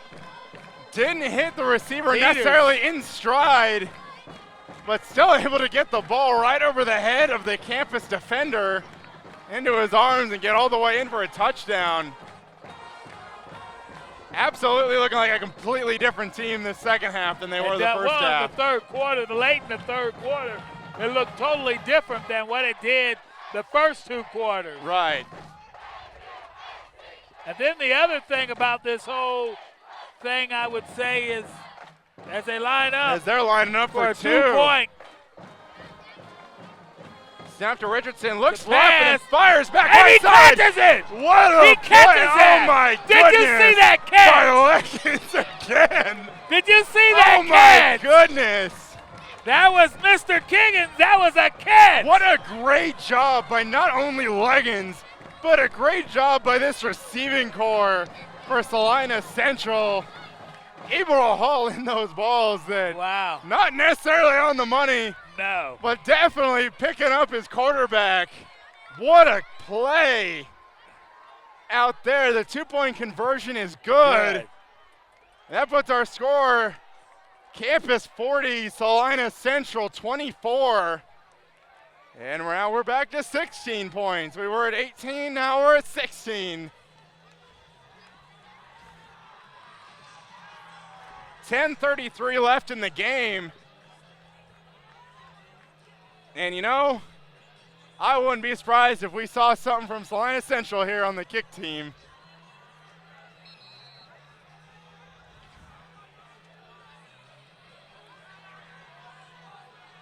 And you can see already Campus has brought their defenders up, anticipating that. And not only did they bring them up, they've got hands up there. They do.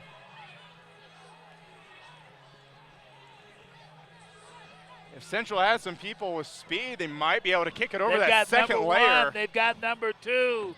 They've got 48. 48.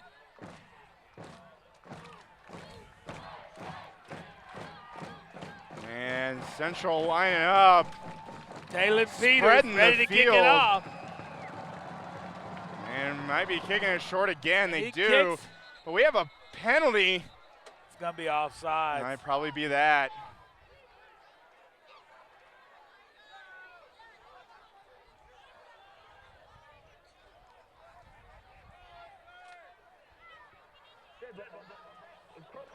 On the kicking tee, number 9, 5-yard penalty, free kick. And we'll back it up 5 yards, and we'll try it again.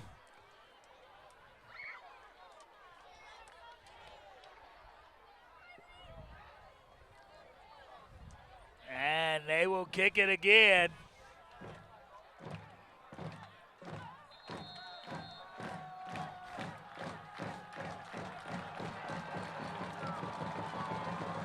There's another kick onside.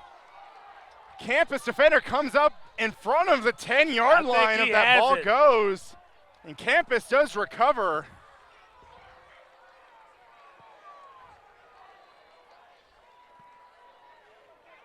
It's one of those moves that the ball probably untouched is going to go 10 yards. But definitely in that spot that the Campus player needed to come up and make that catch. Hey, you can't keep coming back through there.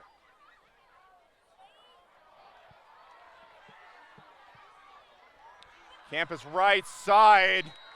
Good pick of about 8, but able to get wrestled down.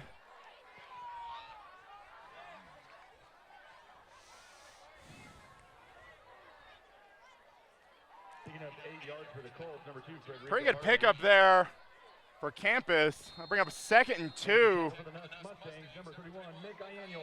Got it on the Salina Central 36.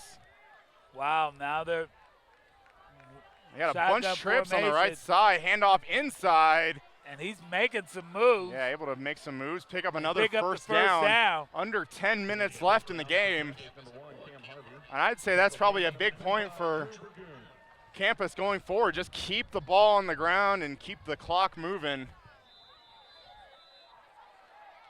But with that 2-point conversion that Central had, does make it a 16-point game, does make it a 2-possession game. Granted, you have to. Oh. Yeah, I'm surprised didn't blow dead on that. And they were Might waiting had a little for bit it of too. a helmet still across. Central narrows it down to a 2-possession game. And inside then handoff. Look at that. Couple of arm tackles, but still able to get through. He gets another first down. And we have a flag that just got thrown. Probably some words just getting exchanged. Might be some of those frustration penalties coming up if this out's on Central, but we'll see who it's on.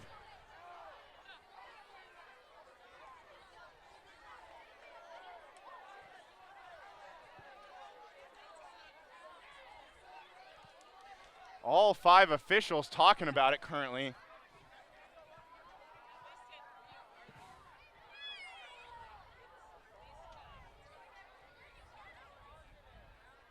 Here comes the call. Yeah.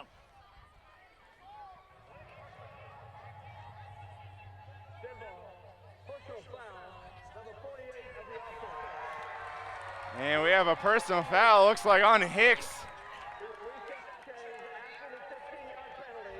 On Campus. So Hicks has been a part of everything, right, including the for better or penalties. for worse. Yeah, not sure what happened there. Campus still does get the first, or excuse me, yeah, it looks like they're still going to grant him the first down. But it should be, I would assume, a 1st and 15, or are they just going to mark him back if that's after the play? Another and flag. We have another flag coming in here. Now what do we got? I'm not sure if they're spotting the ball correctly where it needs to go exactly, but I'm not sure. 48 now walking off the sideline. And we have another unsportsmanlike conduct penalty on wow, campus. back to back. Back to back.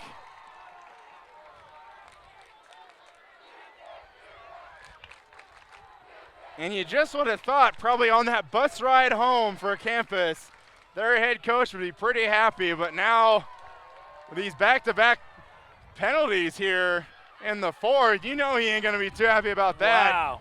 Kind of losing their composure even when they're on the winning side of the ball.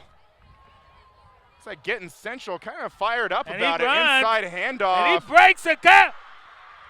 Whoa. Able to get corralled down. Pretty much picks up all the penalty yardage they lost. And one pop. Right. I thought he was going to break for more there for a minute. And that'll bring it up 2nd and 10. Looks like now back to their original line of scrimmage. This is a big set of downs for Salina Central right now. This will decide the whole game for them. Right. Shotgun formation. Come He up with a pitches pitch it. outside. It's the shoulder lowered. Comes another flag. Wow. That looked like pretty much after the play, but we'll These see. last few downs, it's been a lot of laundry on the field. Yeah. And they're going to talk about it again, but looks like a little bit of a less conversation this time, perhaps. And then they go back into a huddle, talk about it.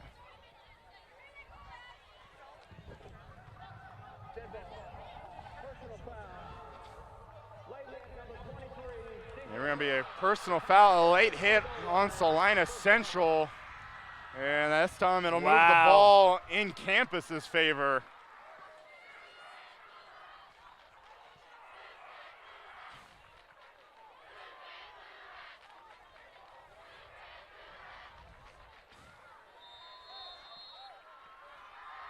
Well, that moves the ball inside the red zone for campus.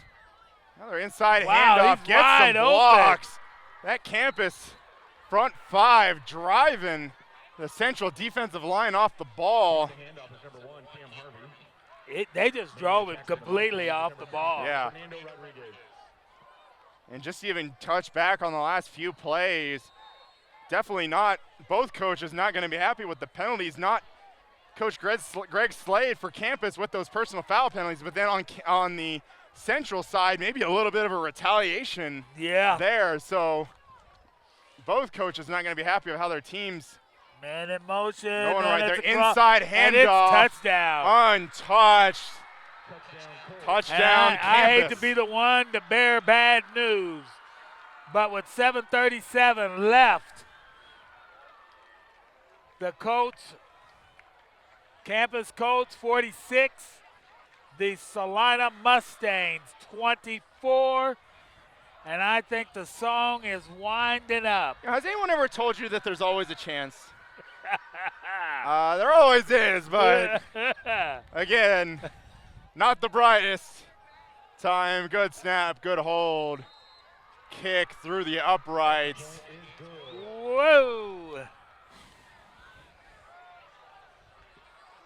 So with 7:37 left in the game, the campus Colts 47, Salina Mustangs 24. Kind of reminds you of last week's game. Right. But campus is now on the other end of the beatdown. Right. Definitely seeing a lot more plays in the end zone for campus than we did last week. Especially last week we got, I believe it was 12 points for campus. It was a touchdown, a safety, and a field goal, all adding up to 12 points. But I can tell you seriously from last week, there was no way they used number 48 like they've used him tonight. Right, and even something I noticed, especially in these last couple plays after that personal foul penalty, I don't believe I saw him on the field after that personal foul penalty. So depending on the score, he might be done unless, again, something crazy happens. Yeah. But Rogers here again, ready to kick off. And a good kick. That's going to go into the end zone for the touchback. Mustangs will start their drive on the 20-yard line.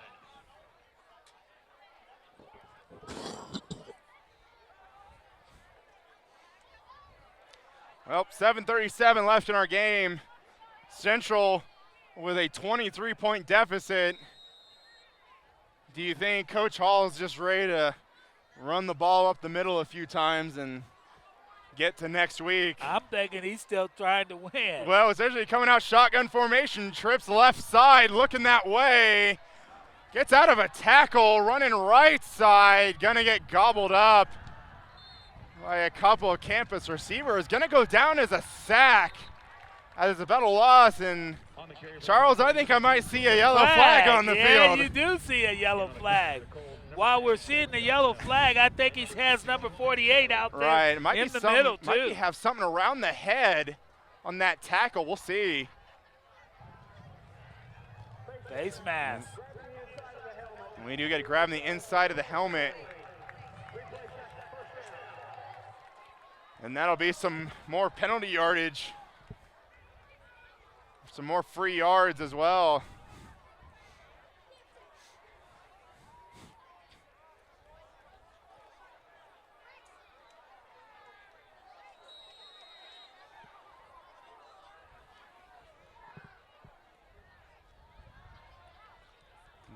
Trips left side, shotgun formation again, getting better protection. Hit as he throws though. Oh! Wiggins with the catch Liggins! on the run. Can he outrun his defender? There comes another flag. And then we got the flag. And he got caught. It looks like the back of his shoulder pad is taken down like a horse collar. And Liggins slow to get up, able to stand up. But definitely looked like from that grab behind him, probably got his feet underneath him, bent backwards. We'll see. Hopefully he's all right. He's trying to stay in there.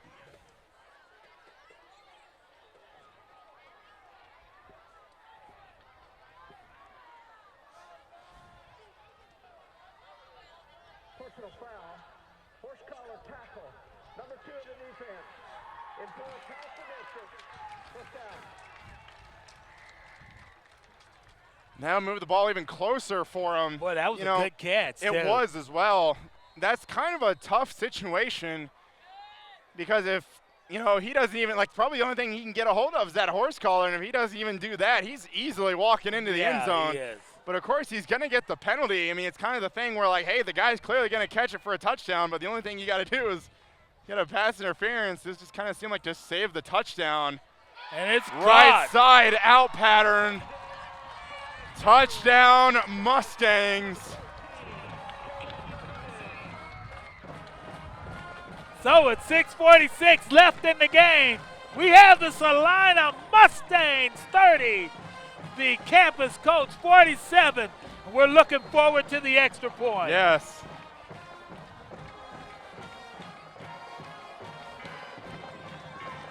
And they are lining up for it.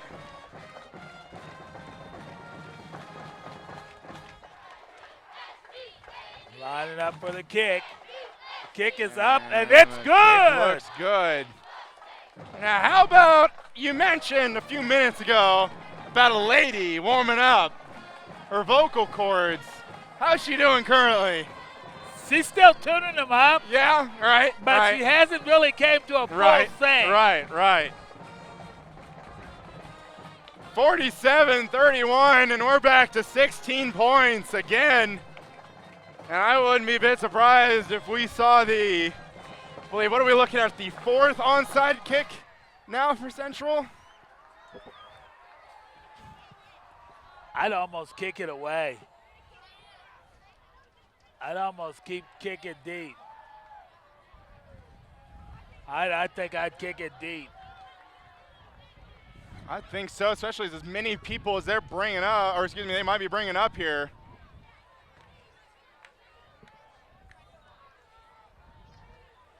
They do have number 48 back out on the field. Looks like Mr. Liggins might be hurt down there. Yeah. They're attending to him They on are. that far end. Right. Got 3 trainers looking at him. Definitely been one of the bright spots for Central tonight. And here comes another onside kick. Oh! Gets the 10 yards, but Campa is able to get on it. Had that little bit of a window there where there wasn't anyone there. It was. It looked like it might add a little room for a Central guy to get in there. Campus still able to get on it. And that'll bring the Campus offense back on the field on their own 49. 6:45 left to go in the game.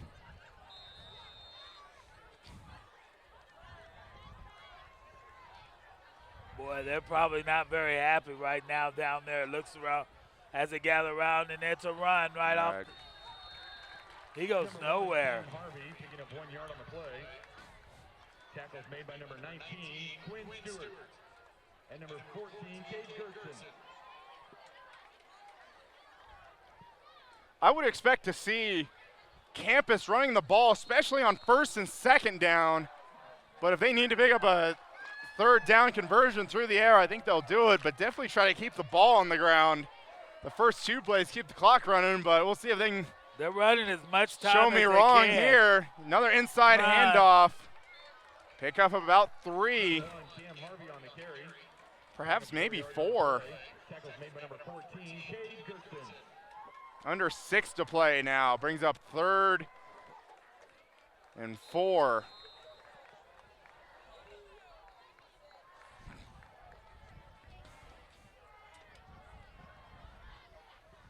Clock running, 14 on the play clock. Campus still looking to the sideline for a play. Looks like they're getting set now. Snap to Harvey, pitch outside to the running back. He has the One first down. tackle. Does pick up the first. You know, I'm wondering how much of just that little step that Harvey, the quarterback, makes when he gets that ball for that option, takes a couple steps forward, looks like he's going to go forward like with a quarterback keeper or a draw, like a designed run, but then backs it out and then pitches it out to his running back. Just wonder how much that kind of throws some of the linebackers perhaps for Central I think off. it throws the whole defense off because they're thinking he's going to keep it. Right. And then he does that last-minute pitch. Right. And the backs are able to turn the corner. Another and it's inside straight up the handoff. middle. Straight up the gut, and Big it's for a hole. first down. Yeah, he's going to pick up about 10.5 for a first.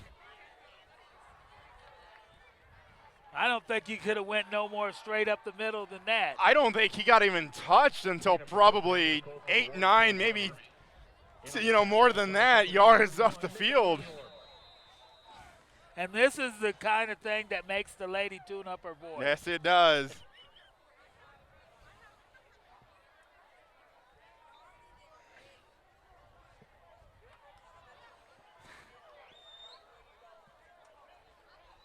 They're getting the music tuner out, getting her to that glass of water. A different quarterback. And that's going to no, be called a different dead. running back. Looks like a timeout for Campus.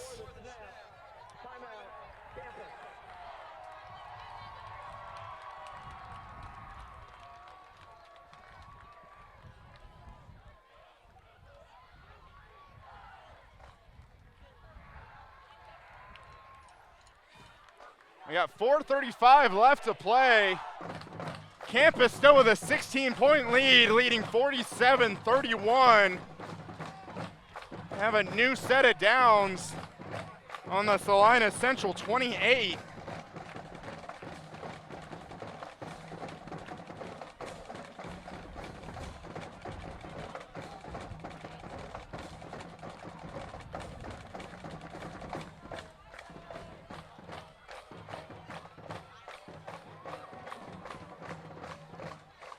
So definitely a struggle still tonight for Salina Central, picking it up towards the end of the 3rd quarter, in the beginning of the 4th quarter. But definitely the bright spot you'd probably think is Liggins, who's still on the bench, still having a player and a trainer look at him. Hopefully he's doing all right. That was the quarterback to go down there and Yeah. kind of touch on and encourage him, I believe. And hopefully it's not a sign of things to come and not standing up. Campus with the ball again. Another hole. Pickup of about 7 or 8. And every time they run the ball like this, they're running time off the clock. They are. And right now, we need time for Salina Central. Yes, we do. Brings up second down and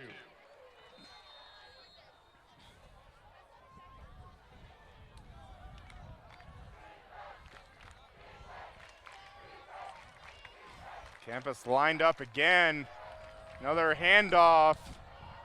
Good pickup again for about 6 yards. That'll get him another first down. Picking up the first down for the Colts, number 1, Cam Harvey.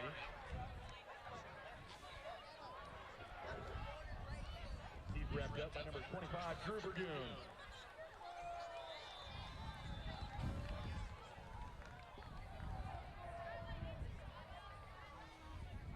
And Campus running some clock here. 15 on the play clock. In no hurry to get this ball snapped. Quarterback designed to run, gets off a couple tackles. Look at it, he's still pushing. He pushes all the way into the end zone. Unbelievable for a run. touchdown. Now, I don't want to say that there was some quit on the Central defense, but there were a couple defenders that look like pinball bumpers, just bounced right off of him. And he just didn't pushed really, his way in there. Just didn't really seem to really want to wrap him up and tackle him. I mean, that's kind of the line where, like, how big of a run is that for the quarterback, and how much of it is just kind of a lapse, kind of a mishap with the snap. And he takes Number it. one able to he get to pounds the it side. in. So with 3:34 left in the game, the Salina Mustangs 31, the Campus Colts 55. Coach Hall is not going to be happy with especially that last play from scrimmage and the extra try. And I don't think she's tuning up no more. I think she's about ready to start singing. And you have a play from Central that looked like they didn't really seem to want to take the ball carrier down. And then you had a play just on that extra point that it was a broken play. And the holder, number one, who's the running back, just picks the ball up. And for a little bit, didn't even look like he was running full speed to the outside. And just kind of jogged out to the corner of the end zone by the pylon and scores. It's like Central again saw that broken play and just saw, well, you know, just kind of quitting on the play. And just Campus just doing the natural thing and just continuing on.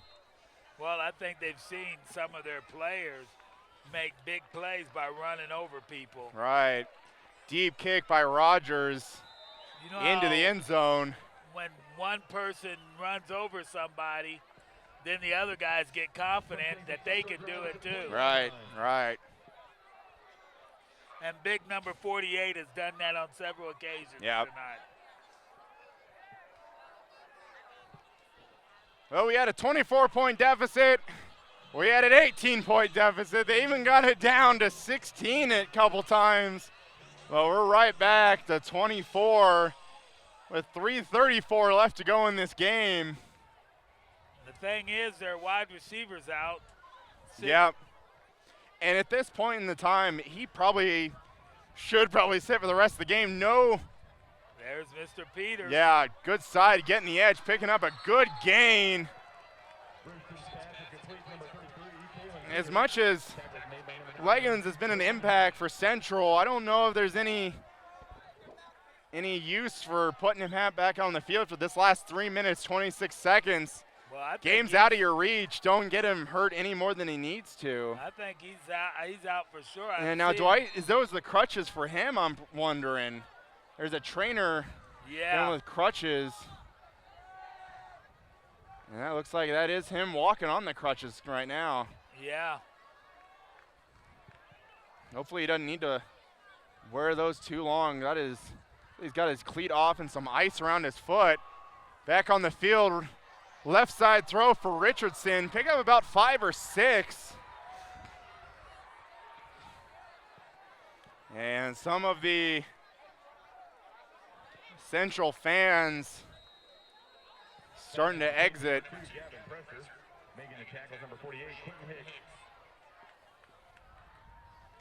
Trips right side for Central. Richardson back to throw, looking right side. Another pass behind his receiver, not able to haul it in.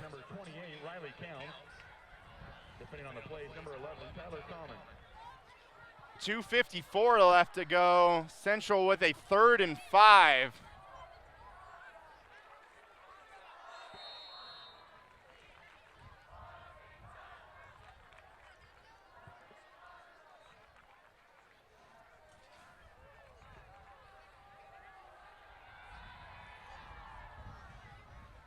Trips again right side. Bit of a stutter step for Richardson. Peters. And looks like driven back, but looks like they're going to give him the forward progress for the first down right at midfield.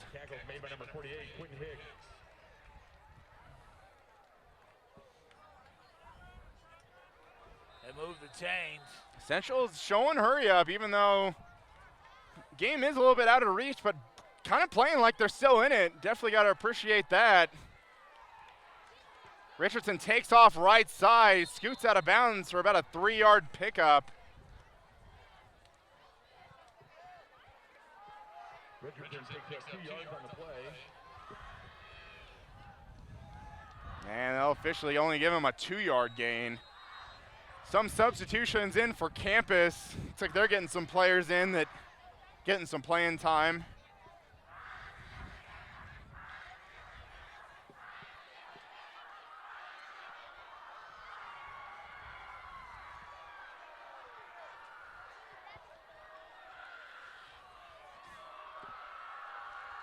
Richardson left side has a man open, a little bit of a bobble, still able to catch it.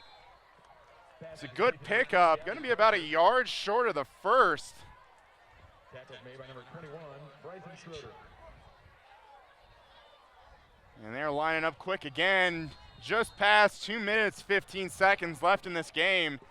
The 3rd and 1 for Central, back to pass again, short little pass. Complete. Not really seeing like a sense of urgency right there, especially on any side of the ball. Just kind of a little bit of a pitch and catch out there. Campus defenders not really seeming like they're crashing on the ball.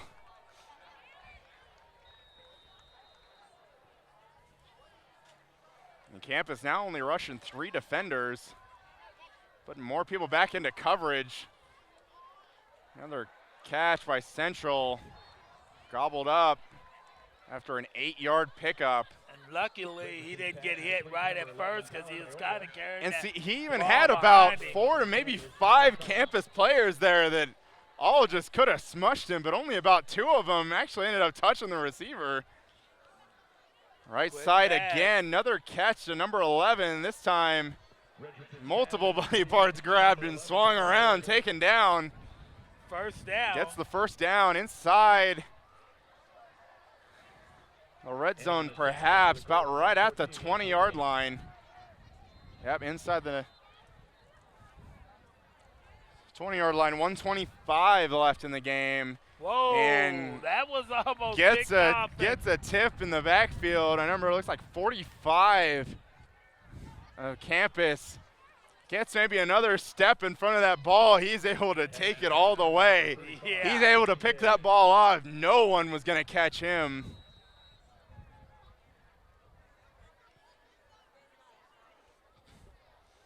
Man, if he was able to. If we had to pick MVP of this game, it would have to be number 48. Right.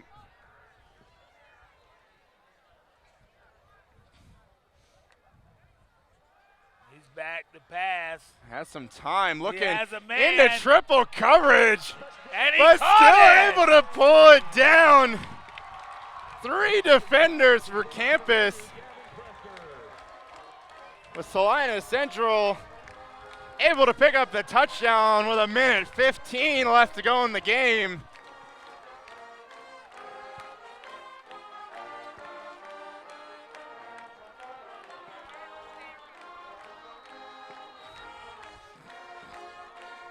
And looks like again Central keeping the offense on the field.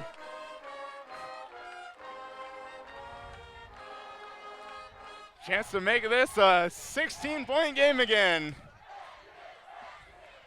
With 1:15 left in the game. Right. I didn't say, I didn't say they were coming all the way back, but low snap again.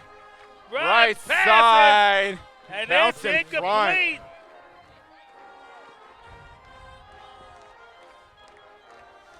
And that might be the last time we see the Central offense on the field. Might go for another onside kick, but not really any need to.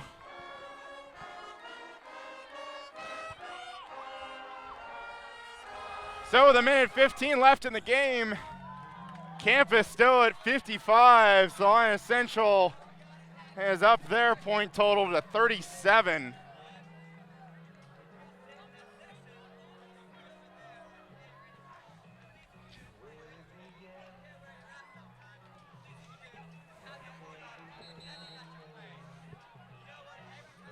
And it looks like we got Sweet Caroline playing here at the stadium. Some Neil Diamond going. I don't know if this is a 7th inning stretch at Fenway, but I'll take it.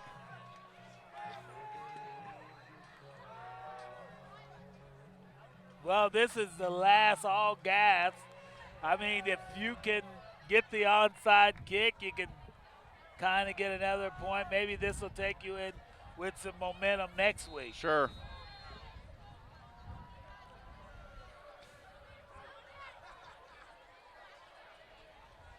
And here's a kick deep. It's a deep kick.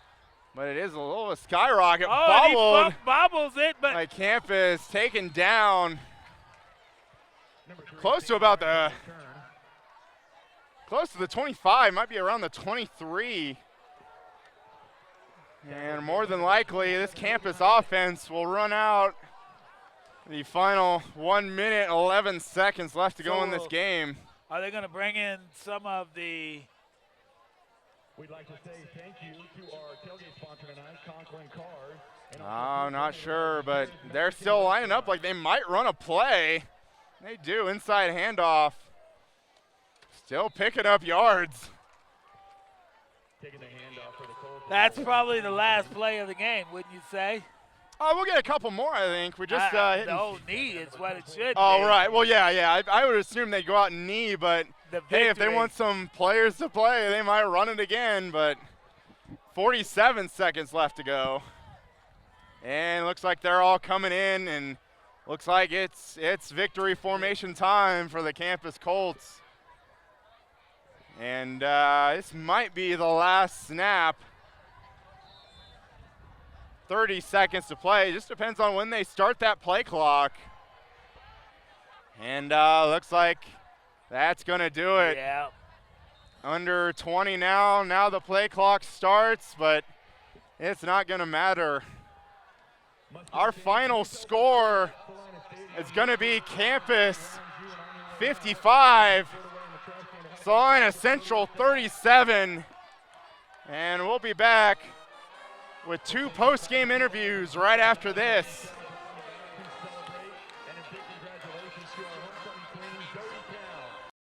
Come watch your favorite team and earn points with our new Blazing Rewards program, only at Buffalo Wild Wings. Wings, beer, sports. Welcome to the Remax Advantage MVP of the week. This week's winner is Kedrick Liggins, and he's not here to accept it, but I'd like to hand it to Coach Hall on behalf of Kedrick. Thank you. All right, so Coach, just kind of even to piggyback off that, comment on Liggins' play tonight. Had some great catches, had some pretty impressive catches too that even we were pretty impressed with. Yeah, and we hope it's not his last this season. He went down with an injury to his foot. We're not sure of his status yet for next week and in the future, but he's really a good playmaker for us. and is kind of a vertical deep threat and has really good hands and is a good route runner and obviously made some plays in our passing game tonight for us. And just talk about how your team responded in the third quarter. Definitely getting down close to about 24 points, able to fight back, get it to at least 16, got it to 2 touchdowns. Just how do you comment about your team able to get it in just 2 touchdowns? Yeah, and I think that, again, just going back to last week, we got behind so quick early. It was kind of the same thing we did again tonight. You know, it was an 18-point game at halftime, but we really felt like it was attainable to get us back in the game. We came out and played really well the second half. We did some things, offensively, you struggled to tackle, but again, they have a lot to do with that. I mean, they're number 48, 2-1, and 3 even, and 11. I mean, you keep listing them, one right after the other. They have some playmakers on their offense. Thank you very much, Coach. Thanks for taking the time to chat with us, and good luck next week against Newton. Thank you very much.